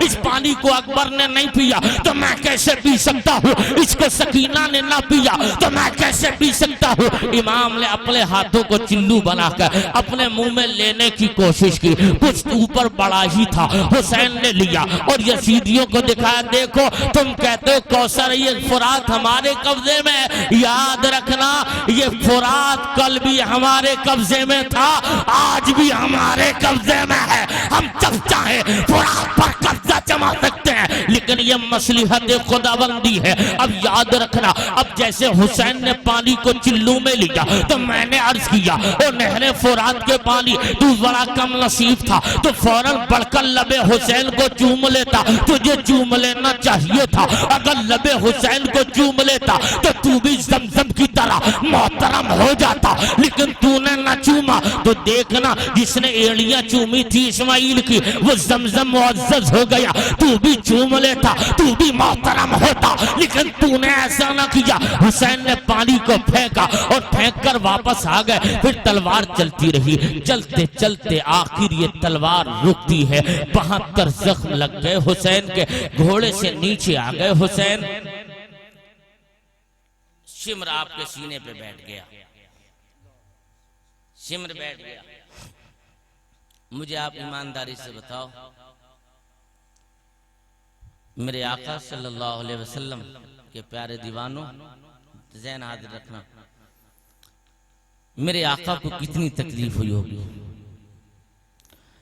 हुसैन रोते तो मेरे आका फरमाते, बेटी फातिमा हुसैन को मत रुलाया कर, हुसैन रोता है तो मुझ मोहम्मद को तकलीफ होती है। उस वक्त हुजूर को कितनी तकलीफ हुई होगी जब हुसैन को 72 जख्म लगे होंगे। मुस्तफा के शहजादे के बदल पे 72 जख्मों से खून निकल रहा होगा। जिस सीने को कभी मुस्तफा के सीने से मिलने का शरफ हासिल था, आज उसी सीने पे शिम्र जैसा जालिम बैठ गया। कितनी तकलीफ हुई होगी आका को। तकलीफ मेरे आका कायनात सल्लल्लाहु अलैहि वसल्लम के शहजादे 2 बच्चों ने आपस में तख्तियां लिखी थी। तख्तियां लिखते हुए जब तख्तियां तैयार हो गई तो दोनों शहजादे हसन हुसैन पहुंच गए अपनी माँ की बारगाह में। अर्ज करते हैं, अम्मी देखो ना हमने कितनी अच्छी तहरीर लिखी है, हमारी अच्छी है कि हुसैन की अच्छी है। तो सैयदा फातिमा फरमाती, मेरे बेटो मैं तुम्हारी तहरीर अच्छी और बुरी नहीं कह सकती। अगर मैंने हसन की अच्छी कह दी तो हुसैन का दिल टूट जाएगा, और हुसैन की अच्छी कह दिया तो हसन का दिल टूट जाएगा। ऐसा करो बेटो, मैं तो तुम्हारा फैसला नहीं कर सकती, अपने बाप अली से फैसला करा लो, वो फैसला कर देंगे। फैसला अली के दरबार में पहुंच गया तो अली के दरबार में फैसला पहुंचकर अली फरमाते हैं, जब तख्तियां दिखाई तो कहा अपनी माँ को दिखाया था? हाँ दिखाया था, उन्होंने ये जवाब दिया था। तो मौला अली फरमाते हैं, जब फातिमा ने फैसला नहीं किया तो मैं फैसला कैसे करूंगा? ऐसा करो बेटो तुम चले जाओ, तुम्हारा फैसला तो मदीने के ताजदार ही कर सकते हैं, तुम अपने नाना की बारगाह में चले जाओ, फैसला हुजूर फरमाएंगे। हुजूर फरमाएंगे इतना सुनना था। दोनों शहजादे तख्तियां लेके खिरामा खिरामा मुस्तफ़ा की बारगाह में पहुंच गए और पहुंचने के बाद में इरशाद फरमाते हैं, अर्ज करते हैं, या रसूल अल्लाह नाना जान ये देखो हसन की तख्ती अच्छी कि हुसैन की अच्छी है। तो मेरे सरकार को मालूम था अगर मैंने हसन की अच्छी कह दिया तो हुसैन का दिल टूटेगा, तकलीफ हुसैन को होगी तो मुझे होगी। अगर मैंने हुसैन को कह दिया अच्छी है तो तकलीफ हसन को हुई तो मुझे होगी। तो मेरे आका खामोश है। अल्लाह ने बुलबुल सिदरा से फरमाया, जिब्रील अब ये सिदरा पे बैठने का वक्त नहीं है, ऐसा कर जिब्रील जन्नत से सेब ले जा और सेब को फरमान सुना दे, किसी एक की तख्ती अच्छी और बुरी ना हो, बल्कि तुम मेरे मुस्तफ़ा को दे देना और मुस्तफ़ा को देकर अर्ज करना, या रसूल अल्लाह ये जन्नत से सेब आया है, आप फैसला नहीं करोगे मगर अल्लाह फैसला जरूर इस तख्तियों का कर देगा। कहा कैसे? कहा कि इस तख्ती सेब को उलाना और जब आसमान की जानिब आप सेब को उछाल दो ना या रसूल अल्लाह, उसके बाद में अल्लाह सेब के 2 टुकड़े करेगा और इस सेब को जो सेब जिसकी तख्ती पे गिरे तो समझ लेना उसकी तख्ती अल्लाह को पसंद है, और जिसकी तख्ती पे ना गिरे उसकी तख्ती अल्लाह को पसंद नहीं है। आकाए कायनात सल्लल्लाहु अलैहि वसल्लम को ये बात अच्छी लगी, यानी मेरे ऊपर से फैसला टल जाएगा, इसलिए कि अगर मैंने अच्छा और बुरा कहा तो दोनों में से एक का दिल टूटेगा। और जब दोनों तख्तियां रख दी गई, आका ने सेब को उछाला और जैसे ही आसमान की बुलंदियों में सेब पहुंचा, रब ने इरशाद फरमाया, वो सेब याद रखना अगर हुसैन का दिल टूटा तो नबी का दिल टूटेगा, और जब नबी का दिल टूटेगा जो मेरे नबी को तकलीफ होगी तो मुझे तकलीफ होगी। ऐसा हो सेब तू 2 टुकड़ों में अपने आप को तब्दील करना, आधा हसन की तख्ती पे गिरना, आधा हुसैन की तख्ती पे गिरना, ना हसन का दिल टूटे ना हुसैन का दिल टूटे। अंदाजा लगाओ प्यारे, यानी जिसका दिल मुस्तफा रख रहे हो, जिसका दिल परवरदिगार रख रहा हो, उस परवरदिगार के महबूब के शहजादा करबला में जब गिरा होगा तो कितनी तकलीफ पहुंची होगी। अंदाजा तो लगाओ। सुनियो, हुसैन के सीने पे शिमर बैठ गया और शिमर बैठ जाने के बाद अंदाजा लगाइए मुसलमानों, शिमर बैठा। मेरे इमाम फरमाते हैं टाइम क्या हो गया, तो शिमर जिलजोशन कहने लगता, हुसैन अभी कुछ देर पहले अजान हुई है, और अजान हुई है तो मेरे इमाम फरमाते हैं, शिमर हट, मुझे अल्लाह के लिए नमाज पढ़ लेने दे। सुभान अल्लाह। क्या करने दे? नमाज पढ़। जल्दी बोलो, क्या करने दे? तुम हुसैनी हो कि नहीं हो? जितने हुसैनी वो हाथ उठा के बताएं। ऐसे ही रखना, हाथ उठाए रखो। हुसैनी हो? ऊंचा बोलो, हुसैनी हो? तो तुम हुसैन के नाना को हाजिर और नाजिर भी मानते होगे? मानते हैं? गवाह बना लो मुस्तफा जाने रहमत को। अगर हाथ उठाओ, अगर हुसैन, जिसका हाथ नीचे नहीं रहना चाहिए, अगर मेरी नजरों से नीचे हो सकता है मगर मदीने वाले की नजरों से आप नहीं छुप सकते हैं। वाह वाह वाह वाह, सुभान अल्लाह। ये तसव्वुर में रखो कि आका हमें देख रहे हैं। आका तुम सुन्नी हो, कौन हो? जल्दी बोलो, कौन हो? आवाज बुलंद करो, कौन हो? और कौन हो? राफजी हो कि सुन्नी? हुसैनी हो कि यजीदी? जल्दी बोलो, कौन हो? हुसैनी हो। हाथ बुलंद रहना चाहिए, नीचे नहीं होना चाहिए। जब हुसैनी हो तो करबला में हुसैन के जिस्म पे 72 जख्म लगने के बाद हुसैन को क्या याद आया? ऊंचा बोलो, क्या याद आया? नमाज। ऊंचा बोलो, जल्दी बोलो, क्या याद आया? नमाज। पता ये चला करबला में जंग ढोल और ताशे की नहीं थी, करबला में जंग नमाज की थी। किसकी थी? की। अब मुझे ईमानदारी से बताना, खुद फैसला करना तुमने उलमा से और किताबों में भी तुम पढ़ लेना। मुझे ये बताओ, करबला में पूरा मार्का अगर किसी ने अपनी आंखों से देखा था तो हुसैन के बेटे ज़ैनुल आबिदीन ने देखा था। अरे देखा था कि नहीं देखा था? बेशक ज़ैनुल आबिदीन ने देखा था। तो अब मुझे ईमानदारी से बताओ सुन्नियों, अगर सबसे ज्यादा ढोल बजाने का किसी को हक था तो किसको था? अरे बोलो यार, सही सलामत बात है कि नहीं है? ज़ैनुल आबिदीन को था कि नहीं था? क्योंकि उन्होंने पूरी कहानी अपनी आंखों से देखी है। देखिए, उन्होंने ढोल बजाया, उनके बच्चों ने ढोल बजाया, उनके और आगे वाले बच्चों ने ढोल बजाया, तुम जिस गौस को मानते हो, क्या उस गौस ने ढोल बजाया? पता ये चला हुसैन का सर कटा, ढोल यजीदियों ने बजाया था। अब तुम गिरेबानों में झांक के ये देखो, हो तुम सुन्नी और काम यजीदियों वाले, एक साइड पकड़ लो या सही माना में हुसैनी बन जाओ। और जब हुसैनी हो तो यजीदियों के काम को लात मारो और सर झुका के कहो आका हुसैन, हम भी काफ के उम्मती वाले हैं, हमारी नस्लें भी आपकी दीवानी हैं। जिंदाबाद, बेशक वाह वाह वाह, बेशक। बात गलत तो नहीं कर रहा हूं मैं आपसे? अगर तकलीफ हो तो बाद में मुझसे बात भी कर सकता है। जैसे अगर कोई दलीलें पेश करना हो तो मैं दूर नहीं रहता हूं। अगर मौका लगे तो जामे कादरिया रिछा आ जाइए, और वहां नहीं तो बरेली में आप कहीं भी मुझे बुला के मिल सकते हैं, और चाहो तो आप यहीं भी मिल सकते हैं। समझ रहे हैं? जिसकी समझ में अगर ये लगे कि भाई मौलाना गलत बोल रहे हैं, तो भैया मेरे जो बात सही है वो मरते दम तक हम सही कहेंगे। शख्स बारल्लाह। अरे भाई सही और गलत का तो फैसला हो रहा था करबला में। अगर उस दिन गोली दाब जाते हुसैन, फिर क्या होता? तो हक रह जाता। बोलो, अगर जिस तरफ की हवा चले उसी तरफ को चेहरा घुमा लेते हुसैन, तो रह जाता हक। हुसैन ने चेहरा फेरा नहीं, बल्कि उसी हवा के सामने सीना करके दिखाया, कहा कि सुन, तुझ में ताकत है तो हुसैन के सीने को घुमा के देख ले। वाह वाह वाह, बेशक। यही हुआ, सर कटा हुसैन का। हुसैन का सर काट लिया, नेज़े पर रखा। अब मुझे ईमानदारी से बताओ, तुम तो सब अक्लमंद हो, अल्लाह ने दिमाग दिया, तीनों टाइम खा पी रहे हो, और सबसे बड़ी चीज ये है कि तुम आला हजरत के मानने वाले हो। हाँ, किसके मानने वाले हो?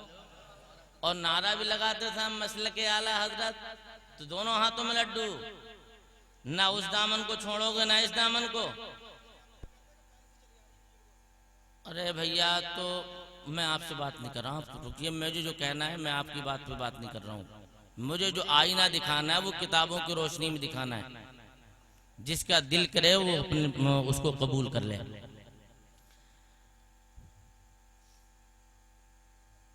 सर शहीद हो गया हुसैन का, काट लिया, नेज़े पर रखा।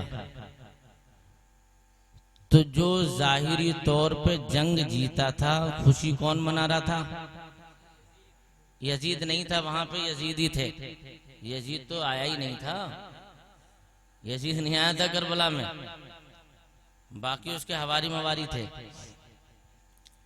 वो खुशियों में चूर है। कोई कह रहा हो हुसैन का सर मैंने काटा, फख्र से कहना यजीद के दरबार में इनाम मिलेगा। कोई नेज़े पे सर रखा हुआ था, और नेज़े पे सर रखने के बाद में इमाम हुसैन रज़ी अल्लाह ताला अन्हु, इमाम हुसैन रज़ी अल्लाह ताला अन्हु के सर शरीफ को नेज़े पर रखा, और नेज़े पर रखने के बाद में खुशी और मसरत और शादमानी का माहौल था। अब मुझे आप ईमानदारी से बताओ, जिसके घर में 72 या 71 लोगों के जनाजे पड़े हों, वहाँ खुशी का माहौल हो सकता है? शादी ये ढोल ताशे गाजे खुशी में बजाए जाते हैं या गम के माहौल में बजाए जाते हैं? खुशी के माहौल में। मैं ये कहना चाहता हूँ, वहाँ तो इस्लाम बचाया जा रहा था, वहाँ पे तो ये तमाम काम किए जा रहे थे। आप कहाँ जा रहे हो भैया? क्या बात है? सारे लोग दुरूद शरीफ पढ़ी, अल्लाहुम्मा सल्ली व सल्लिम दाइमन अबदन अला हबीबिका खैरुल खल्क़ि कुल्लिहिम। तो मैं अर्ज ये कर रहा था भाइयों, सर शहीद कर दिए गए, मुस्तफ़ा के घराने वालों की लाशों पे घोड़ों की टापों से रौंद दिया गया। 10 तारीख का सूरज डूब रहा है, और उस 10 तारीख का सूरज जब गुरूब हुआ था ना, उसके बाद में वो क़यामत जब पैदा हुई करबला के मैदान में, सारे लोग शहीद हो गए। हुसैन के घर के तमाम खेमों को जला दिया गया। आपके घर की औरतों के सरों से दुपट्टों को उतार लिया गया। आपके खेमों में आगें लगा दी गईं। आपके प्यारे शहजादे अली ज़ैनुल आबिदीन उन खेमों में रह गए। सैयदा ज़ैनब ने उनको निकाला। असर का या मगरिब का वक्त था। तमाम घर की सैयदानियों से, औरतों से इमाम की बहन ज़ैनब ने कहा था, ओ सैयदानियों उठो, असर का वक्त हो गया, नमाज पढ़ लो। असर का टाइम हो गया, नमाज पढ़ लो। मैं आपसे पूछना चाहता हूँ, मेरे तुम्हारे घर में एक दो मैयत हो जाए तो हम महीनों महीनों नमाजें भूल जाते हैं उस गम में, लेकिन वाह सैयदानियों, तुम्हारी अजमतों पे लाखों सलाम।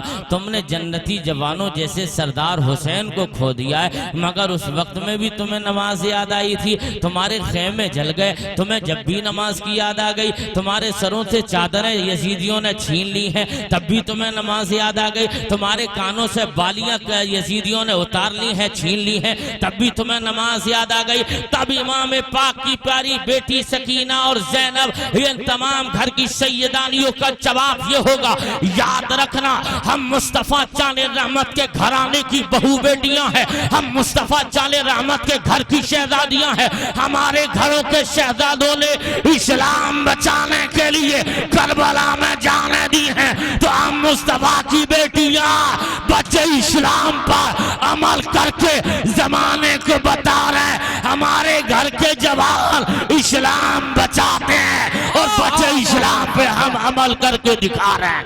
नारे तकबीर, नारे रिसालत, नारे हौसियत, जिक्र शहीद आजम, शहदाने करबला, मसलके आला हजरत। समझ रहे हैं? हुसैनी बनो। करबला का पैगाम ये है, हालात कुछ भी हो मगर नमाज बोलो नहीं छूटना चाहिए। नमाज पढ़ो, नमाज पढ़ो। हुसैन ने 72 जख्म लगने के बाद में भी नमाज नहीं छोड़ी, और तुम 3 टाइम खाने के बाद में भी नमाज को छोड़े जा रहे हो। वहां 3 दिन भूखा रह करके भी नमाज को नहीं छोड़ा गया। लोगों, अगर सही सुन्नी और सच्चे मुसलमान हो तो याद रखना, करबला का यही पैगाम है। हालात कितने ही पेचीदा हो, मुस्तफ़ा की शरीयत से आपको चेहरा नहीं फेरना है, नमाज वक्त पर पढ़ना है, चेहरों पे मुस्तफ़ा जाने रहमत की सुन्नत दाढ़ी की शक्ल में सजाना है, अपने बदन का लिबास इस्लामी लिबास रखना है, अपने घराने की बहू बेटियों को पर्दा कराना है, ताकि जमाना देख ले ये किसी और के घराने की बेटी नहीं, ये वही कनीज़ें हैं, यानी ये उसकी नौकरानियां हैं जिसकी अजमतें ये हैं कि मुस्तफ़ा जाने रहमत सल्लल्लाहु अलैहि वसल्लम की बेटी फातिमा ज़हरा के पर्दे का आलम ये था कि उनके पर्दे को किसी ने देखा तक नहीं था। तो उसी मुस्तफ़ा जाने रहमत की बेटी की हमारी तुम्हारी बेटियों को, अपने मुझे और आपको कनीज़ बनाना है, ताकि जिन रास्तों से निकले तो जमाना देख कर कहे जब ये कनीज इतनी लाजवाब है तो मुस्तफा की बेटी फातिमा कितना लाजवाब होंगी। ये मिजाज ले लो, ये अपने घरों की बेटियों को पैगाम दो, इज्जतदार पाप हो तो मैं तुम्हें वास्ता करबला के शहीदों का दे रहा हूँ। अपनी बेटियों के हाथों से मोबाइल ले लो, अपनी बेटियों के हाथों में मोबाइल नहीं कुरान दो, अपनी बेटियों के हाथों में नाविल नहीं मुस्तफा की बेटी फातिमा की सीरत की किताबें उन बेटियों के हाथों में दो, और उनसे कहो बेटियों जब तुम्हारा दिल ना लगे, जब तुम्हारा दिल ना लगे तो तुम उस वक्त में अपनी पेशानी को सिजदे में रखो और उसके बाद में अर्ज करो मौला हम फातिमा तो नहीं है, फातिमा के जैसे भी नहीं है, अलबत्ता कॉपी कर रहे हैं तेरे मद्दी फातिमा की। मौला तू फातिमा की नौकरानियों में कबूल कर लेना। और मैं दावे से कहता हूँ ए बेटी, अगर तूने ये किरदार अपना लिया तो याद रखना तेरा बाप तू सर झुका के चलेगी, तेरा बाप सर उठा के चलेगा, तू सर झुका के चलेगी, तेरा भाई सर उठा के चलेगा, तू सर झुका के चलेगी, तेरा शौहर सर उठा के चलेगा। और याद रखना बेटी, अगर तूने मगरिबी तहजीब को अपने अंदर जन्म दे दिया तो तू सर उठा के चली, तेरे बाप का सर झुक जाएगा। तूने सर उठाया, तेरे भाई का सर झुकेगा। तो मैं अर्ज करता हूं मेरी बेटी, ओ इस्लाम की मुकद्दस बहन, याद रखना तू किसी और की नौकरानी नहीं, करबला की ज़ैनब की नौकरानी है। तू किसी और की कनीज नहीं, मुस्तफा की बेटी की कनीज है, बल्कि जिस ज़ैनब तक तो इस्लाम ने दी है। लेकिन मैं जब फला तबीब के यहाँ जाऊंगी ना, तो जब वो बुखार चेक करेगा, अगर चेक पर्दे के ऊपर से चेक करेगा, लेकिन कलाई तो उसी के हाथ में जाएगी। और जब कलाई मेरी उसके हाथ में जाएगी तो कल कोई मुस्लिम मुखालिफ जबान खोल कर कहेगा मोहम्मद की नवासी ज़ैनब का फला हकीम ने कलाई को पकड़ लिया था, हुसैन की बेबहन ज़ैनब का फला हकीम ने हाथ पकड़ा था, फातिमा की बेटी ज़ैनब का फला हकीम ने हाथ पकड़ा था। अर्ज किया था सरताज मुझे इस बीमारी में मरना तो गवारा है, लेकिन नबी के दामन पर, मुस्तफा की जात पर कोई उंगली उठा दे ये मुझे हरगिज गवारा नहीं है। वाह वाह वाह वाह, बेशक सुभान अल्लाह, बेटियों तुम जिंदाबाद, वाह इज्जतदार भाई की बहन हो, गैरतमंद माँ की बेटियां हो, तो मैं तुमसे हाथ जोड़कर अर्ज करता हूँ, अगर मैं तुम्हारा रिश्ते में भाई लगता हूँ तो भाई समझकर मेरी बातों को अपने दामन में जगह दे लेना। और याद रखना आपकी वजह से आपके बाप का सर शर्म से नीचे नहीं झुकना चाहिए, आपके भाई का शर्म से सर झुकना नहीं चाहिए। आप सर को नीचे रखो ताकि आपका बाप और आपका भाई सर उठा के जिए, और तुम्हें किसी और की नहीं, फातिमा की कनीज बन के रहना है। ये 4 दिन की जिंदगी है, फिर मौत आनी है। जब मौत आए और जब कब्र में पहुंचो तो फरिश्ते ये कहें ये कोई और नहीं, मुस्तफ़ा की बेटी फातिमा की कनीज आई है, जन्नत की हूरें तुम्हारा इस्तकबाल करें। दायमी जिंदगी वही हमारी और आपकी है, और हमारी और आपकी जिंदगी का मकसद सिर्फ ये है, हमसे दुनिया वाले नाराज होते हो तो हो जाएं, मगर हमसे ना अल्लाह नाराज हो ना अल्लाह का रसूल नाराज हो। अल्लाह भी राजी रहे, अल्लाह का रसूल राजी रहे, जमाना खिलाफ हो जाए मगर ये दोनों खिलाफ ना हो, उसके बाद हमारी जिंदगी की मेराज ही मेराज है। जिंदगी जियो अल्लाह की रजा के लिए, दुश्मनी रखो तो अल्लाह की रजा के लिए। सारे लोग बुलंद आवाज से कलमे तैयबा पढ़िए, ला इलाहा इल्लल्लाहु मुहम्मदुर रसूलुल्लाह। बस चलते चलाते मैं अपनी तकरीर का पैगाम देकर वापस हो रहा हूँ। ये जिंदगी सवारिये दिलशाद कीजिए, लम्हात जिंदगी के नाम बर्बाद कीजिए। जब मकसद हयात इबादत खुदा की है, पढ़िए नमाजें मस्जिदें आबाद कीजिए। इस्लाम जिंदाबाद, मुसलमानाने अहले सुन्नत पाइंदाबाद, मसल के आला हजरत जिंदाबाद, वमा अलैना इल्लल बलाग। ये जिंदगी सवारिये दिलशाद कीजिए, लम्हात जिंदगी के नाम बर्बाद कीजिए। जब मकसद हयात इबादत खुदा की है, पढ़िए नमाजें मस्जिदें आबाद कीजिए। अस्तगफिरुल्लाह अल्लज़ी ला इलाहा इल्ला हुवल हय्युल क़य्यूम व अतूबु इलैहि। ला इलाहा इल्लल्लाहु मुहम्मदुर रसूलुल्लाह वमा अलैना इल्लल बलाग। अस्सलामु अलैकुम व रहमतुल्लाहि व बरकातुहू।